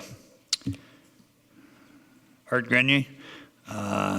Really honored to do that parade thing with him because as they age, and Art, it was his son put him into his Jeep, and that was pretty awesome, and just starting to realize that some of the historical significance of these two gentlemen in Airdrie will soon be lost, and it's just an honor to do that and participate in that. Although I didn't get to give out any candy, I got to ride with, provide that escort with two veterans and talk to a number of the residents as well. And a second thing, and I guess I'm going to make a motion as a result of it. So I had a resident come to me because they decided to add on a little bit of privacy to their fence over in the Woodside area. And so they did that, and they were, someone made a complaint. Now the individual went to his neighbors and said, here's what I'm doing, you okay with that? And everybody said, yeah, great, looks good. That's one of those aged fences we were referring to earlier. Went and did it, and then was soon notified that he had to take it down. And so a lot of time and effort was put into it by city staff to measure it, to go out and to have a number of meetings, etc. And the interesting thing is he took it down just before the order to comply was enforced or would have been enforced. But interestingly enough, it's back up and it's right next to the fence because the way the bylaw is written, so he put the same privacy screen back up. So when you look at it, unless you go right up to it, it's not attached to the original fence, but it's butt up against the fence. And that is legal, and that makes it test. And so what the challenge was, and I had spoke briefly to Acting City Manager Stevens, and I spoke to Mayor Brown about this, is that there are citizens in this city that seem to feel that the city is there to take action against their neighbors for some ridiculous reasons, and this is, in my mind, one of those. And so I had asked planning at that time, can we not go and say, we've investigated, we find your request to be unreasonable, there is no harmful effects being done to anybody because of this, and we've reviewed it, we've investigated and find that we're not prepared to take any action, but you are more than welcome to hire a lawyer and incur some costs on your own, as opposed to wasting city staff's time and people's time, because it seemed to me, so it's an unnamed person that made the complaint, but none of his neighbors impacted by it had any problem with it. And so I guess the motion would be that staff come back to us and say, what would the mechanism be to say that if we have a complaint-driven system, what stops complaints from being used frivolously? They have things in law, criminal law and civil law that have remedies to prevent those types of things. But because again, it was in my mind, a complete waste of staff's time and resources and money and things like that. The neighbors' time, and I mean, it was nice looking. It was, I mean, the guy spent quite a few dollars on it. And the interesting thing is, a block down on the same street, there's been a similar type thing there for years and years and years, even although it was lattice. And so the deal was, if I went around the city myself, and some of the city's fences, our sound fences, are significantly higher than this one was. So it was, you had to take it down because the height didn't meet the rules. But I went around at the new developments. 8th Street was one. I took pictures of it. I measured all the. We got fences all over the city that are significantly higher than this one. But this individual had to take this fence down, and was able to put it right back up. He wanted some privacy screening, and of course it's by where the schools are, so when the buses are in and out, you get a little bit of noise and, you know, the different things. And so there was no, I talked to the gentleman and his wife, there was no intent to cause anybody a problem. It was some privacy screening on a major roadway. When you look at it now, you say, well, so who in this area would have had a complaint, and what would have been deemed a reasonable complaint? There was absolutely none. It was so void of, and it almost seems like, I believe Councillor Chapman spoke to, why would a guy have a light shining in his neighbor's window? There are some people in the community that will and do those types of things, and so my motion would be that staff come back maybe with saying how many times they've been faced with these types of silly things, and what the remedy could be. That could we say, we've investigated, we don't find it to be of merit, and so if you have an issue with it, you can take it on and hire a lawyer and do those things. Typically, if a person has to spend their own nickel doing it, I would suspect that the complaints are going to go way down really, really quick. So again, it was on behalf of the resident and the neighbors that really thought that, like, how did we get to a point where that would be allowed to happen, and what could your remedies be that we could do as a council to make sure that people don't think that it's okay just to pick up the phone and use complaint as a mechanism to get some measure of revenge or whatever the silliness is that on their neighbors. Just clarify, what's your motion, please? For staff to look at, so we have a complaint-driven system as far, and so I don't know what this would be captured under, community standards or development. So the fence piece would be. It's not our offense in that spot on First Ave, is it, Lauren? Through the chair, sorry, I'm not aware of the specific piece of fence being referenced here, Okay. so I couldn't comment on that. Okay. Yeah, anyway, I was by there today. There's pieces that are dilapidated, falling down, not painted. It looks like heck.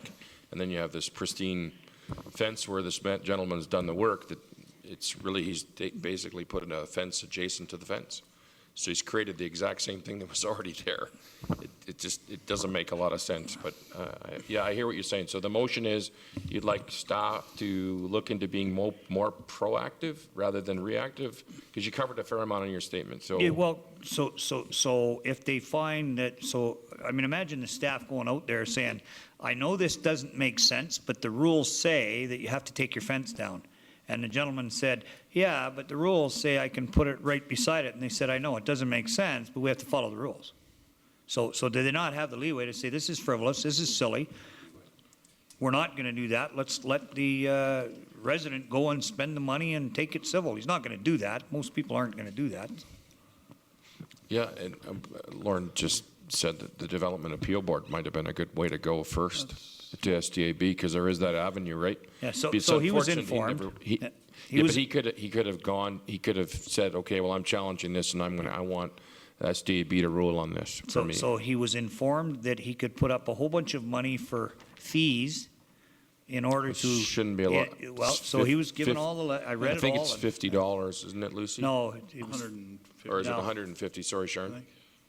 You are correct, Your Worship. It's $150 to Thank go you. before So, SDAB. so what he was given in the letter was that it was upwards of $500 in order for him to start and I believe it, and I don't have the documents with me, but, and I didn't want to say exactly who the person was.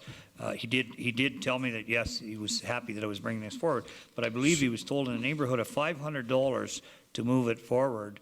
And I believe he had to apply for, and I can get Lauren all the details, and he can kind of look into all the nitty gritty, but he was told that he'd have to spend upwards of $500 in order to move it forward, and if he was turned down then, he could spend another $500, and yet the end result is he's had to do none of that. He just built the fence and butted it up against the fence that's there, and it's just ludicrous. So is it fair then to make a motion to have Lauren look into greater detail into this issue and then come back? Yeah, with some and how it information? impacts. Because he's not aware of the site, he doesn't know the area, he doesn't so is that fair? Yes, You give him the address? Yeah. Okay. Can you capture that, Sharon, or no? Or do we need to have a motion? So if Councilor Hunter leaves, can we, if council's okay with that, can we not provide Lauren the detail, the address, all the information, and then he can come back to us at another date?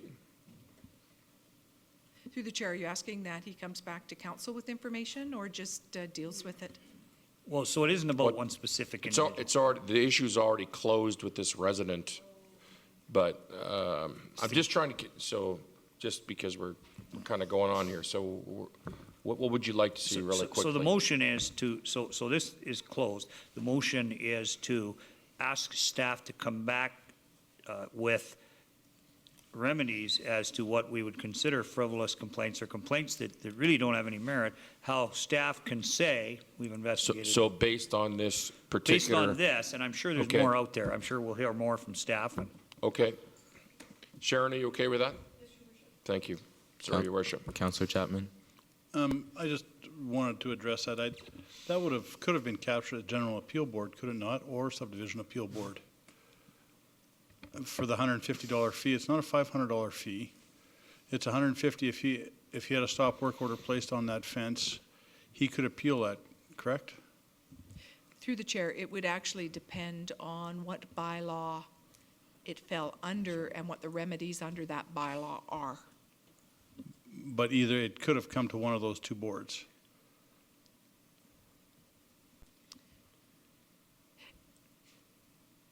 Through the chair, it would very much depend on the originating fraction. So you'd have to, like, if it went through the land use bylaw, then it would probably need to go through that whole development process and up through SDAB, right through the approving authority and SDAB. It may have triggered permits, I'm not sure. So Okay. there could be a whole lot of things that came into play with this particular instance. Okay. Councillor Burley. Thank you, Your Worship. I understand the motion, but I do have an issue with it. It's hard to differentiate one from the other. I mean, another neighbor could build the same fence, but it is meant as antagonistic, and so it breaks the bylaw. Either way, it broke the bylaw. So it's hard to have staff come back with a report saying, okay, in this case we do this, in this case we do that. I don't quite get that. It's going down a rather dangerous road, I think, if we start to. So the only consideration, so I drove over there, on the same street, there's a piece of lattice that sits higher than the fence line. It's been there since I moved here. There's other fences that are 7 feet. This street just happens to be different. There is some flexibility, because I know that, because I've met with planning staff, and they've actually said, based on what we've learned, based on what we know, it meets the standard that we're comfortable with, period, and the end of story. So there is that flexibility piece. But that's it. They can tell the complaining resident that anyway now. Yeah, they can. Yeah. But I still think it'd be interesting. The fact that Councillor Hunter suggested that this person was informed of $500 fees and stuff like that, they could have come to SDAB, they could have filled out the application to say, I want to keep this, because lots of people have. So, anyway, your motion's pretty clear. Sharon's captured it, Your Worship, if you want to make a call, unless there's any other commentary. Yes. All those in favor? All those opposed? 2 opposed. 2 opposed. Councillor Coulson, Councillor Burley. Anything else? Councillor, Deputy Mayor. Deputy Mayor Haig. Thank you, Your Worship. Just one question on that. I thought any time that a citizen complained to municipal enforcement, they had to say who was making the complaint. Is that correct? If I may, Your Worship? Yeah. That is correct, but the information is not provided unless we receive direction from the courts to release it. Primary reason for that is that because we work on a complaint-based system, if we release the names of the complainant, your system would dry up. And so we protect the names of the complainant unless it ends up before the courts. Okay, thank you. So just, I would really like just to, again, to echo the comments about Canada Day.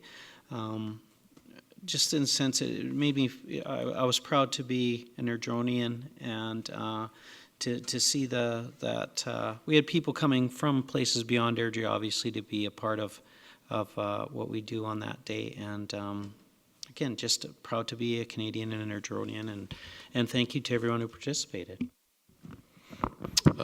Same for me. Parade and Fireworks Committee, their volunteers, I mean, they were going, they were soaked.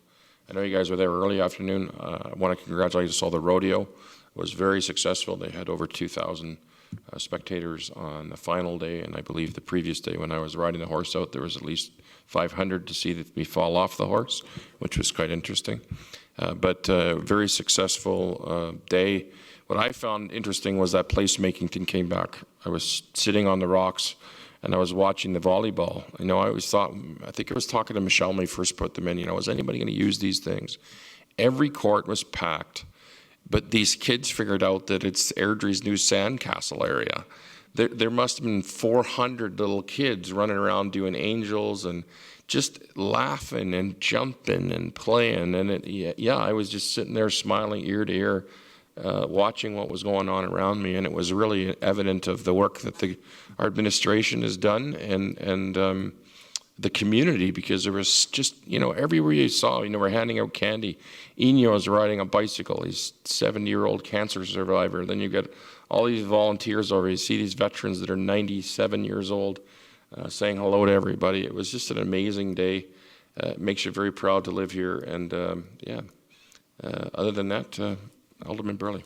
Thank you, Your Worship. Councillor Burley. That's okay. Sorry, Your Worship. I keep taking over for you. I apologize. I'd like to echo those same comments. And for those residents that haven't had a chance to take in Chinook Winds, they have to.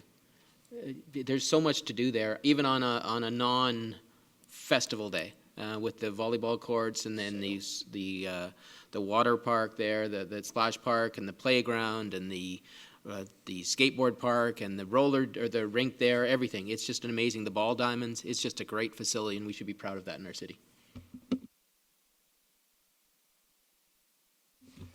I agree with everything that was said, and I'm at the end, so that's not fair. I'm not a hog like you guys. I don't like all the credit, you know. Anyways, moving on. CRP Steering Committee endorsed our Green Trip and PTIF applications, so those will be going forward. That's really all the news I have. Yes, Councillor Burley. I had one more thing, Your Worship. I wanted to commend our new rodeo royalty, Emily and Katie. They were, I was able to be part of the judging when they did their interviews, and they were the entire 5 were amazing women that were trying for that, and the 2 that won, it was well deserved. Yeah, it would have been very difficult to make a decision from those 5 ladies. They were awesome. But I can tell you, Stan, I was there when they were crowned, so it was pretty awesome to be a part of that. So very exciting. Your Worship, you get the final word. Sorry, actually, we're going to go through council follow-up first. With Lauren. Oh, with Lauren. Okay. Yes. Your Worship, members of council available for any questions on council follow-up.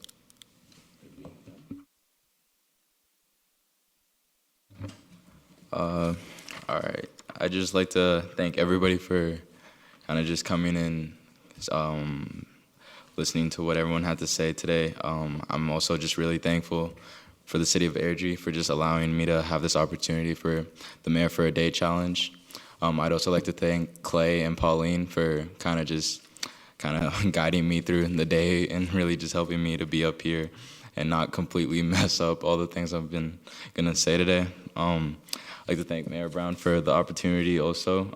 It's been a great day hanging out with you. I'd like to thank everybody also on the staff. It's been really fun getting to know you guys, and I just hope I could really just be able to come down for the student council and just be a part of this still. So yeah, I'd just like to say thank you, really. That's all I have to say. Excellent. Thank you. Meeting, can I use the gavel? Yes, you sure. Meeting adjourned. Order.